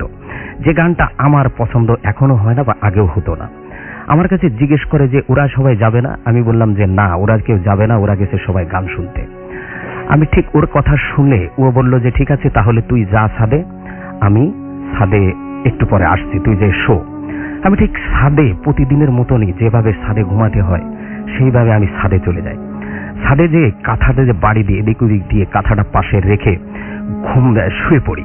কিন্তু কাঁথাটা পাশে রাখা শোয়ার এই কারণটাই হচ্ছে যে অনেক রাতে যখন রাত শেষের দিকে আসে তখন একটু শিশির পড়তে থাকে, বা ছাদটা যখন ঠান্ডা হয়ে যায় তখন গা একটু ঠান্ডা লাগে, কাঁথাটা টেনে তখন গার পরে দিলে একটু ভালো লাগে। এর জন্য কাঁথাটা সেই ছাদের পাশেই রাখতে হতো, বা যেখানে শুতাম ওখানেই রাখতে হতো। আমি ছাদে শুয়ে থাকার পরে আমার যখন ঘুম ভাঙে দেখি ঠিক চাঁদ মামাটা একদম মাথার উপরে কেমন যেন আমার দিকে তাকিয়ে আছে। এত প্রচন্ড আলো ছিল যে রাইস স্কুলের ছাদের উত্তর পাশেই ছিল মাঠের উত্তর পাশেই ছিল রাস্তা, যেটা গ্রামের মানুষ আসা যাওয়া করত। তার উত্তর পাশেই ছিল আমার বাড়ি, যেটা ছাদ থেকে ঠিক 200 গজ বা 300 গজ দূরে। তা ওই ছাদে যখন শুয়েছিলাম তখন আমি দেখতে পেলাম যে রাস্তাতে যদি কোনো মানুষ বা কোনো লোক হেঁটে যায় তার চেহারাটা বোঝা যাবে, বা বিলের ভিতর দিয়ে কেউ ধানের আটি বা ধান বোঝাই করে গেলে তার চেহারাটাও তখন বোঝা যাবে যে একজন লোক কেউ হেঁটে যাচ্ছে। তখন আমি ছাদে শুয়ে পড়ে থেকে অনুভব করতে থাকি যে কি ব্যাপার, আজকে ছাদে ইনামুলও নেই। যাই হোক, ওরা সবাই গেল কোথায়? কিন্তু ইনামুল চলে যায় তাস খেলতে। আমি সেটা জানতে পারি না বা বুঝতেও পারি না, আমি ছাদে থাকি একাই। আমি ছাদ থেকে উঠে আমি আমার প্রাতিক প্রয়োজনে আমি ছাদেই সারি, সেটা ছাদের দক্ষিণ পাশে। আমি সেরে আসে আবার ছাদে শুয়ে আমি চাঁদের দিকে তাকায় থেকে চিন্তা করতে থাকি যে আজকে ছাদে আমি ঠিক একা, ছাদে আমার সাথে কেউ নাই, কি ব্যাপার, সবাই গেল কোথায়? এটা চিন্তা ভাবনা করে আমি উপর দিকে তাকিয়ে থাকি। কিছুক্ষণ পরে যে ভয়ানক ঘটনাটা ঘটে, সেটা সাধারণত মানুষের জীবনে যদি ওইভাবে ঘটতো তাহলে মনে হয় সে সেখানেই কিভাবে পড়তো, বা যার সাথে ঘটে সে সেরকম ঘটনাটাই বুঝতে পারে যে কিভাবে এই ঘটনাটা আমার সাথে ঘটেছিল। ঠিক আমি দেখতে পেলাম যে আমার উপরে কেউ একজন ছায়া দিয়ে আমার শরীরটাকে পুরো ঢেকে রেখেছে, বাট আমি ছায়া দেখতে পাচ্ছি, মানে মেঘের মতন বলতে পারেন, বাট আমি চাঁদটা দেখতে পাচ্ছি। বা মেঘের মতন হলেও চাঁদটা দেখা যেত না, বোঝা যেত যে চাঁদটাকে ঘিরে রেখেছে একটা মেঘ এরকম। কিন্তু আমি চাঁদটা দেখতে পাচ্ছি, কিন্তু আমার শরীরটাকে যেন একটা ছায়া দিয়ে ঘিরে রেখেছে, শরীরটার ভেতরে অন্ধকার। আমি চিন্তা করতে থাকি কি ব্যাপার, এটা কি হলো। আমি আমার ডান হাতটা ঠিক ছাদের বাঁদিকে আমার ডান দিকে বাড়াই দিয়ে দেখি আমার হাতে আলো লাগে, চাঁদের আলো। আবার বাঁ হাতটা বাঁদিকে বাড়াই দিই, দেখি বাঁ হাতে লাগো। আমি তাড়াতাড়ি প্রচন্ড ভয়ে আমি উঠে বসে পড়ার পরপরই দেখি যে না, আমার শরীরে পুরো আলোটাই লাগতেছে। আমি মনে করি যে হয়তো আমার ভুল হচ্ছে বা আমার অন্য কোনো চিন্তা ভাবনা ছিল, তাই আমি এটা অনুভব করতেছি। আমি এটা চিন্তা ভাবনা করে আমি ঠিক আবারও শুয়ে পড়ার পরে যেটা হয় যে আমার কাছে মনে হচ্ছে যে আমার বুকের উপর দিয়ে বা মাথার উপর দিয়ে পায়ের উপর দিয়ে প্রচন্ড জোরে কেউ উড়ে যাচ্ছে বা কোনো পাখি উড়ে যাচ্ছে, যার বাতাস এত জোরে লাগতেছে সে বাতাসটা ঠিক অনুভব করতে পারে মানুষ একটা মেইন রোডের উপরে, হাইওয়ে রোডের উপরে দাঁড়ায় থাকলে একটা বাস বা একটা ট্রাক যেভাবে দ্রুত গতিতে চলাফেরা করে, সেই দ্রুত গতির বাসের বাতাসটা যেভাবে মানুষের গায়ে লাগে ওইভাবেই আমার গায়ে লাগতেছিল। কিন্তু বাতাসটা এত ঠান্ডা ছিল যে কারণে আমার গাটা শীত ধরে বেড়াচ্ছে বা ঠান্ডা ধরে যাচ্ছে। আমি প্রচন্ড ভয় পেতে থাকি যে এটা কি হচ্ছে।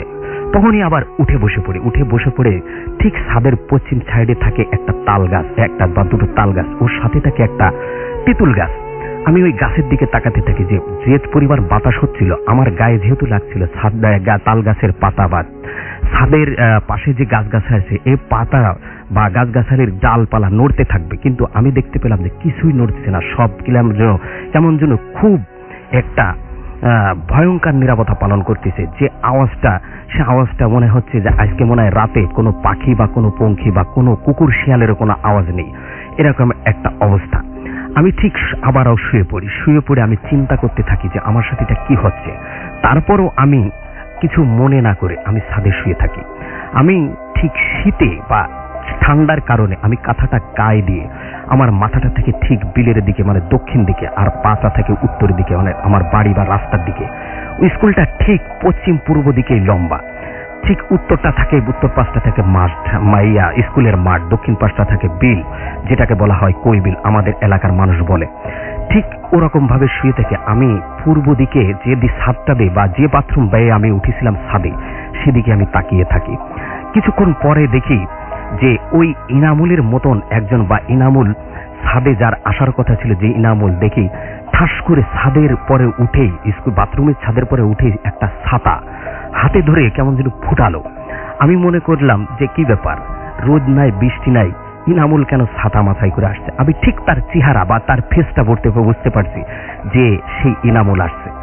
যখনই সে বাথরুমের ছাদ থেকে ছাদে উঠলো, স্কুলের ছাদে উঠলো, তখন আমি তাকে হেসে দিয়েই কথাটা বলছিলাম, এখন যেভাবে বলছি যে কিরে ইনামুল, বৃষ্টি নাই রোদ নাই, তুই কেন কিভাবে ছাতা মাথায় করে আসছিস।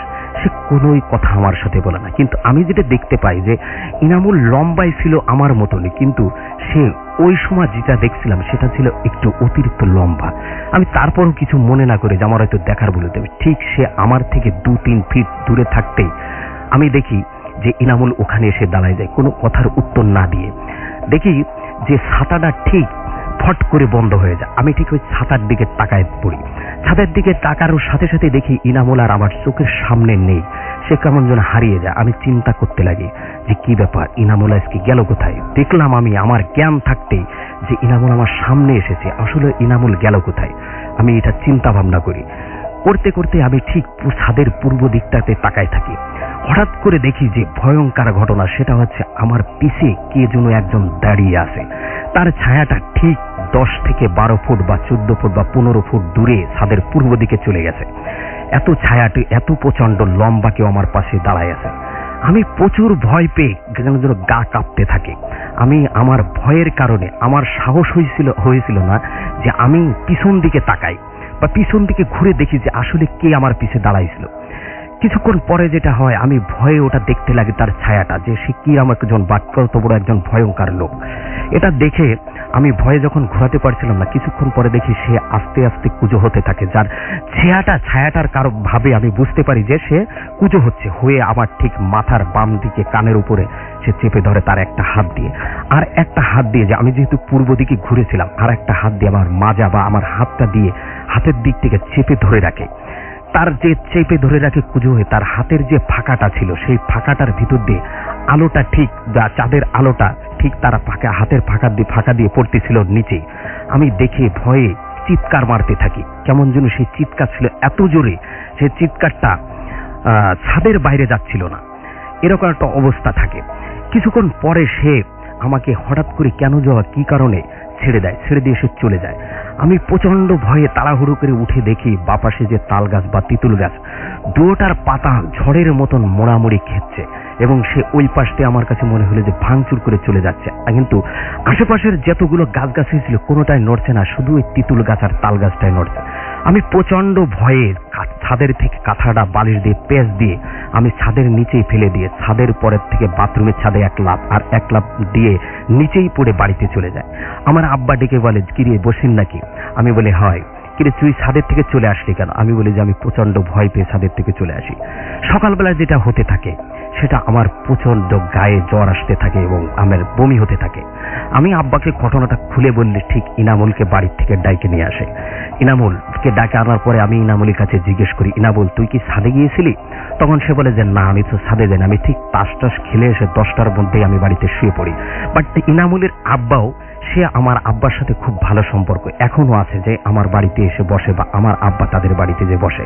ঠিক আমাদের বাড়ির থেকে তার বাড়ি 200 গজ দূরে, এতটুকু ডিফারেন্স। সে বলে যে না, আমার ছেলে তো রাত্রে এসেই বাড়িতে শুয়ে পড়েছে, সে তো ছাদে যায়নি। আমার বুঝতে আর অসুবিধা হলো না যে আমার সাথে যে ঘটনা ঘটাইছে বা আমার সাথে যে এসেছিল বা আমাকে ধরেছিল সে ছিল ভয়ঙ্কর একজন লোক। আমার যেহেতু কোনোভাবেই আমার এই সুস্থ হচ্ছিলাম না, আমার মা আমাদের পাড়ার একটি ছেলে, তার নাম ইকলাস, তাদের বাড়িতে ঘুরতে ঘুরতে বা বেড়াতে গেছিল। তখন তার মার কাছে, তখন তার মা আমাকে বলে যে কি ব্যাপার, তোমার বসির কি সুস্থ হয়েছে? আমার বলে যে না, কিছুতেই সুস্থ হচ্ছিল না। তার শ্বশুর তখন আসে হজ থেকে এসেই তাদের বাড়িতে আসে বেড়াতে। তখন তার শ্বশুরের কাছে আমার মা ঘটনা খুলে বলে। সে তখন আবে জমজমের কিছু পানি এবং কাগজের উপরে কি জন্য লেখে বলে যে আপনার ছেলেকে এটা ভিজে খাওয়ালে আপনার ছেলে সম্পূর্ণ সুস্থ হবে। ওটা আমি নিয়মিত খেলে বা ওটা খাওয়ার পরে আমি সম্পূর্ণ সুস্থ হই। রাসেল ভাই, এই ছিল আমার সর্বপ্রথম ঘটনা। অনেক ধন্যবাদ আপনাকে। আমরা চলে যাব আমাদের পরবর্তী অতিথির কাছে এবং এর মাঝখানে বেশ কিছু SMS রয়েছে, সেই SMS গুলো আমরা পড়বো এবং সেই লাস্টের ঘটনা নিয়ে অবশ্য মিশ্র ধরনের আমাদের কাছে SMS এসছে। কেউ বলেছেন যে ভালো লেগেছে, কেউ বলেছেন যে না, তেমন ভালো লাগেনি। তো আপনারা আপনাদের মতামত অবশ্যই জানাবেন, তাহলে সেক্ষেত্রে আমাদের অবশ্যই সিলেক্ট করতে সুবিধা হবে যে কোন ধরনের ঘটনাগুলো আপনারা পছন্দ করেন বা কোন ধরনের ঘটনাগুলো আপনারা শুনতে চান।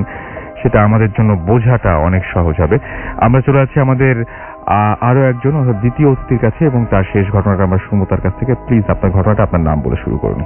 আমি এনআই আশিক, আমি একটা প্রাইভেট মেডিকেলে 3rd ইয়ারে পড়ছি। আমি আমার জীবনের প্রথম ঘটনাটা বলতে চাচ্ছি, মানে যেখান থেকে আমার সমস্যাগুলো শুরু হয়েছে। ঘটনাটা হচ্ছে 2012 সালের জুন মাসের ঘটনা। তারিখটা মনে নেই, কারণ আমার 12 সাল ডায়েরিটা হারিয়ে গেছে, তারিখটা খেয়াল করতে পারতেছি না। তো আমি তখন প্ল্যান চেট করতাম, মানে হুমায়ুন স্যার এবং জাফর ইকবাল স্যারের বইটি পড়তাম, তো ওখান থেকে ইন্সপিরেশন হয়ে নিজেই আর কি এই জিনিসগুলো করতাম। তো ঘটনার দিন প্রচন্ড গরম ছিল জুন মাসে। আমি রাত 12:30টায় কারেন্ট চলে গেছে, আমি ছাদে চলে যাই। আমাদের বাসাটা ছিল 2 তলা, নিচতলা আমরা থাকতাম, উপরতলা ছিল ওই স্টোর রুম। এবং এটা হচ্ছে মানিকগঞ্জের বাসা আর কি, মানিকগঞ্জে ছিলাম তখন, আমার আম্মু ওখানে চাকরি করতো। তো আমি ছাদে চলে গেছি 12:30টার দিকে। তো তখন কি মনে করে জানি আমি, আমার পকেটে একটা মোম ছিল আর ম্যাচ ছিল, আমি এটা নিয়ে আর কি প্ল্যান চেট শুরু করলাম। তো ওটার একটা পর্যায়ে মানে ওই মোমটাকে ঘিরে ঘুরতে হয়। তো আমি মোমটাকে ঘিরে ঘুরছিলাম, তো 10-12 মিনিট ঘোরার পরে হঠাৎ করে মোমটা নিভে গেছে। নিভে যাওয়ার পর আমি থমকা দাঁড়িয়ে গেলাম ওখানে, যে জিনিসটা কি হচ্ছে। এবং আমার কাছে মনে হচ্ছে যে আবহাওয়াটা টোটাল চেঞ্জ হচ্ছে। যেখানে আমি প্রচন্ড গরমে মানে ঘামছিলাম, সেখানে দেখলাম যে আমার প্রচন্ড ঠান্ডা লাগা শুরু করছে এবং আমি ঠান্ডায় কাঁপছি। অথচ মানে আশেপাশে একটা গাছের পাতাও নড়তেছে, মানে একটু বাতাসও নেই আশেপাশে। তো আমি ওই জায়গায় স্টিল দাঁড়ায় আছি। তো কতক্ষণ দাঁড়াইছিলাম জানি না, হয়তো 5-6 মিনিট হবে। হঠাৎ করে একটা সাউন্ড শুনলাম। তো নর্মালি আমরা যেরকম সাউন্ডটা হয় সামনে থেকে, ডান থেকে, বাম থেকে বা পিছন থেকে কোনো একটা দিক থেকে আসে, সাউন্ডটা আমি মানে টোটাল চতুর্দিক থেকে শুনলাম। যে আমাকে কেউ একজন বললো একদম ক্রিস্টাল, মানে ভয়েসটা আমি ঠিক ব্যাখ্যা করতে পারবো না, এটা যে শুনছে মানে সে বুঝবে আর কি, এটা অন্যরকম আর কি গলাটা ছিল, যে রাতটা তো তোমাদের জন্য নয়, রাতটা আমাদের। এই শব্দটা আমি মানে কথাটা শোনার পর আমি প্রচন্ড ভয় পেলাম এবং ওখানে মুমটা ফেলে দিয়ে আমি নিচে চলে গেছি। এবং তখন থেকে আমার সাথে ঘটনা মানে ঘটা শুরু করছে। তার কিছু আমি আসলে দিনের বেলা মানে যে জিনিসটা মনে করলাম যে হয়তো রাত্রে আমি সাউন্ড হ্যালুসিনেশন হয়েছে, জিনিসটা আমি ভুলও শুনতে পারি, অনেকক্ষণ ঘোরাঘুরি করছে, মাথায় চক্কর টক্কর দিয়ে হয়তো আমি সাউন্ড হ্যালুসিনেশন হয়েছে। আর 2 দিন পর আমি ঢাকায় চলে আসি। তার কয়েকদিন পর আমার আম্মা আমাকে ফোন দেয় বলতেছে যে আশিক মানে আমাদের বাসার ছাদে জানি কি দৌড়দৌড়ি করে, এটা 9:30 বাজে একবার দৌড়দৌড়ি করে আর রাত 12টার পরে দৌড়দৌড়ি করে।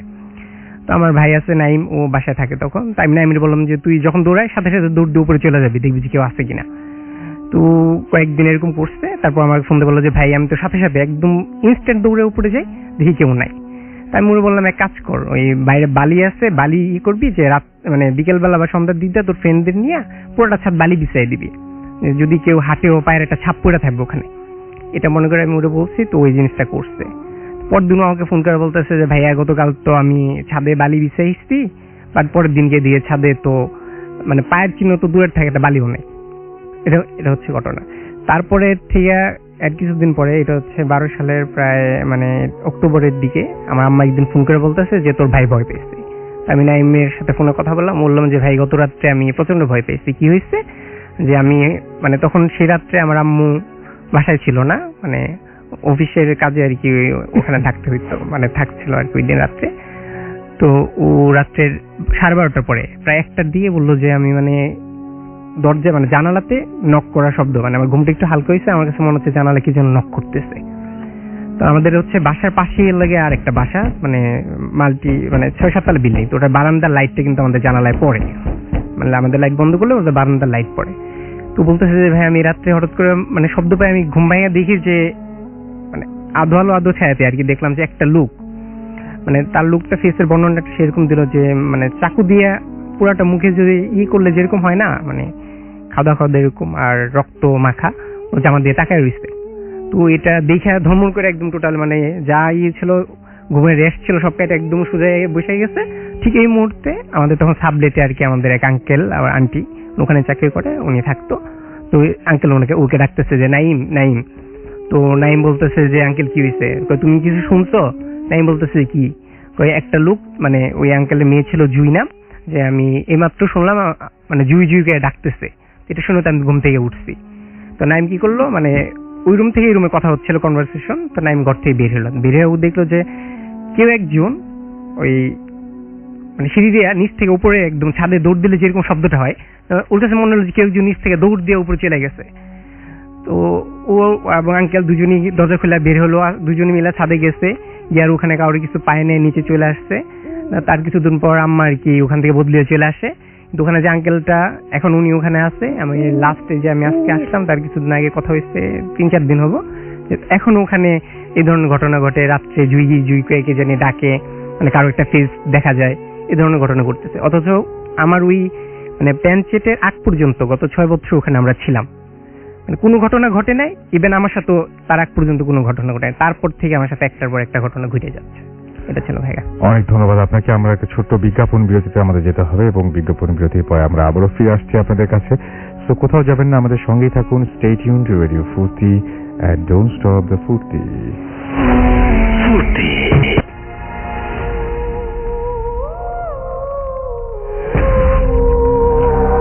শুনছেন সবসময় রেডিও ফুর্তি 88.0 FM, বাংলাদেশের সর্ববৃহৎ রেডিও নেটওয়ার্ক। চলছে ভূত FM হন্টেড বাই এয়ারটেল।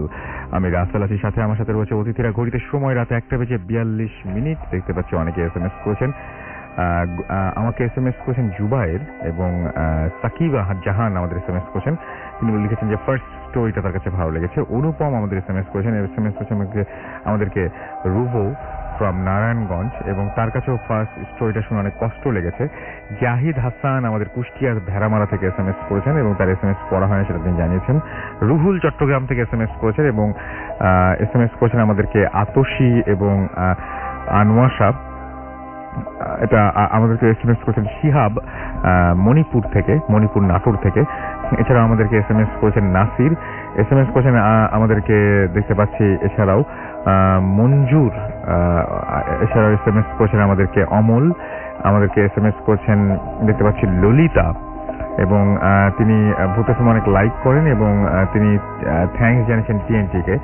আমাদেরকে SMS এবং আমাদেরকে আরো অনেকেই বড় বড় SMS করেছেন। হিউয়াং খুলনা থেকে SMS করেছেন। তারা 5 ফ্রেন্ড রাজশাহী ইউনিভার্সিটিতে অ্যাডমিশন এক্সাম দিয়ে ফিরছেন এবং নাটোরের রেল স্টেশনে বসে আছেন তারা। রাত মানে অনেক রাতের ট্রেন আসবে এরকম তিনি লিখেছেন। অভি আমাদের SMS করেছেন আমাদেরকে হাবিব। ফার্স্ট স্টোরিটা মানে ফার্স্ট যে স্টোরিটা সেটা তার কাছে ভালো লেগেছে মনে হয়, তিনি সেরকম কিছু একটা বোঝানোর চেষ্টা করছেন তিনি।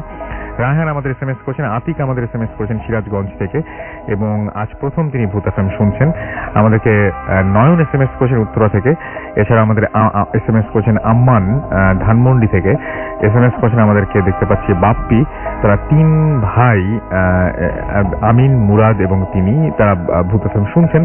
আমাদেরকে এমনি তারেক মিরপুর 1 থেকে SMS করেছেন এবং আমাদেরকে SMS করেছেন দেখতে পাচ্ছি ডাব্বানি। এছাড়া আমাদের SMS করেছেন দেখতে পাচ্ছি আরিফ যশোর থেকে। শুভ্রা আমাদের SMS করেছেন মানিক। এছাড়াও আমাদেরকে SMS করেছেন দেখতে পাচ্ছি রকি, শিমুল, অনিক, দীপ্ত, অনন্ত, প্রিন্স, ইফরান, সহ আরো অনেকে আপনি যদি SMS করতে চান না, আজকে আর SMS করতে বলবো না, কারণ আমাদের শেষ অতিথির ঘটনা শুনতে হবে এবং আমাদের শেষ অতিথি এসেছেন একেবারে অনেক দূর থেকে, ঝিনাইদহ থেকে তিনি চলে এসেছেন ঢাকায় এবং আমরা তাকে এই যে এত কষ্ট করে আজ দূর পর্যন্ত তিনি এসেছেন এই জন্য অনেক ধন্যবাদ জানাই। আর সেটা অনেকবারে রাস্তার ঝুঁকি তো একটা ছিলই, এছাড়াও এখানে মানে একদম মানে একটা কথায় জাস্ট একটা ফোনে এতদূর পর্যন্ত উনি চলে এসেছেন, এটা সচরাচর আমরা ঢাকা শহরে এসেও থেকেও অনেকে হয়তো সেই ব্যাপারটা মানে অনেক ঝামেলা মনে করি, কিন্তু উনি সরাসরি ঝিনাইদহ থেকে চলে এসেছেন।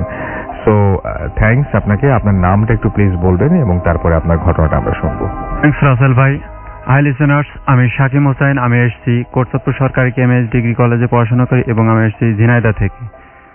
তো আমি আমার কথা না বাড়িয়ে আমি সরাসরি আমার ঘটনায় যেতে চাই। আমার সাথে যে ঘটনাটি ঘটে, আমার তখন এসএসসি পরীক্ষা শেষ হয়। এসএসসি পরীক্ষা শেষ হবার পর যখন আমাদের স্কুল ছুটি ছিল, তো সেই টাইমে আমরা কয়েকজন ফ্রেন্ড মিলে আমরা আমাদের ঈদগাহ মাঠে আড্ডা দিছিলাম। তো হঠাৎ রাত 10টার দিকে আমরা সিদ্ধান্ত গ্রহণ করি যে আমাদের ওই এলাকায় রাসেল ভাই প্রচুর পরিমাণে বাদাম চাষ হয়। তো আমরা সিদ্ধান্ত গ্রহণ করি যে আমরা বাদাম সেদ্ধ করে খাবো। তো মানে বাদাম তুলে তারপরে সেদ্ধ করব? জি জি জি, সেদ্ধ করে খাবো। তো তারপর আমরা কয়েকজন ফ্রেন্ড মিলে আমরা মাঠে রওনা দিই। তারপর যেতে আমরা বাদাম মাঠে থেকে তুলতে শুরু করি, ভূত থেকে। আচ্ছা। তো তারপর তখন আবহাওয়াটা খুবই নরম ছিল, কিন্তু হঠাৎ আমার কিছু ফ্রেন্ড লক্ষ্য করলো যে চারিপাশে যে খেজুর গাছ ছিল, কিন্তু তো খেজুর গাছ প্রচুর মানে জোরে মনে হচ্ছে যে মানে ভেঙে ফেলছে আর কি, প্রচুর জোরে বাতাস হচ্ছে আর ঢিল ছোড়ার শব্দ শোনা যাচ্ছে। তো আমার ফ্রেন্ডরা উপলব্ধি করার পর আমাকে বলে যে সাকিম দেখ হচ্ছে গিয়ে ওইদিকে কি ঘটছে। তো আমিও তখন বিষয়টা লক্ষ্য করি। তো তারপর আমরা সিদ্ধান্ত করলাম আমাদের আর এখানে থাকা সম্ভব না, তো চল আমরা বাসার দিকে রওনা দিই। তো আমরা যে পরিমাণ বাদাম তুলেছিলাম তো সেটা আমরা রাখিনি, আমরা ওটা নিয়েই আমরা আমাদের ওই গন্তব্যস্থলে আমরা পৌঁছাই, আমাদের স্কুল ঈদগাহ মাঠে। তো ঈদগাহ মাঠে আসার পর আমরা বাদামগুলো ছুঁড়াই। তো ছুঁড়ানোর পর আমার ফ্রেন্ড নাসিম ও আমাকে বলল যে সাকিম তুই পানি নিয়ে আয়, বাদাম সেদ্ধ করতে হলে যেহেতু পানি লাগে, পানি এবং লবণ লাগে। তো আমাকে পানি নিয়ে আসতে বললো কানাপুকুর থেকে। পাশে একটা পুকুর ছিল ভাই, তো ওই পুকুরটার নাম কানাপুকুর। ওই পুকুরকে ঘিরে বর্তমানে এখন অনেক ভয়াবহ ঘটনা ঘটে গেছে এবং এখনো ঘটছে। তো আমি দেখতে পেলাম যে কানাপুকুরের উপর দিয়ে মানে একটা বুড়ো টাইপের লোক মানে পানির উপর দিয়ে হেঁটে আসছে, কোনো পানি নড়াচড়ার শব্দ নেই। তো দেখলাম যে হেঁটে চলে যাচ্ছে। তো আমি প্রচন্ড ভয় পেয়ে যাই রাসেল ভাই। তো ভয় পাওয়ার পর আমি দৌড়ে আসি, এসে আমার ফ্রেন্ডদেরকে বলি যে ওই দেখ আমি একটা জিনিস দেখলাম। তো ওরা আমার সাথে যাই, যেতে আমরা সবাই দেখতে পাই জিনিসটা। কিন্তু তারপর আমার ফ্রেন্ডরা বললো যে থাক, বেশি বাড়াবাড়ি করার কিছু দরকার নেই, আমরা বাদাম সেদ্ধটার কাজটা সেরে নিই। তো আমরা আগুন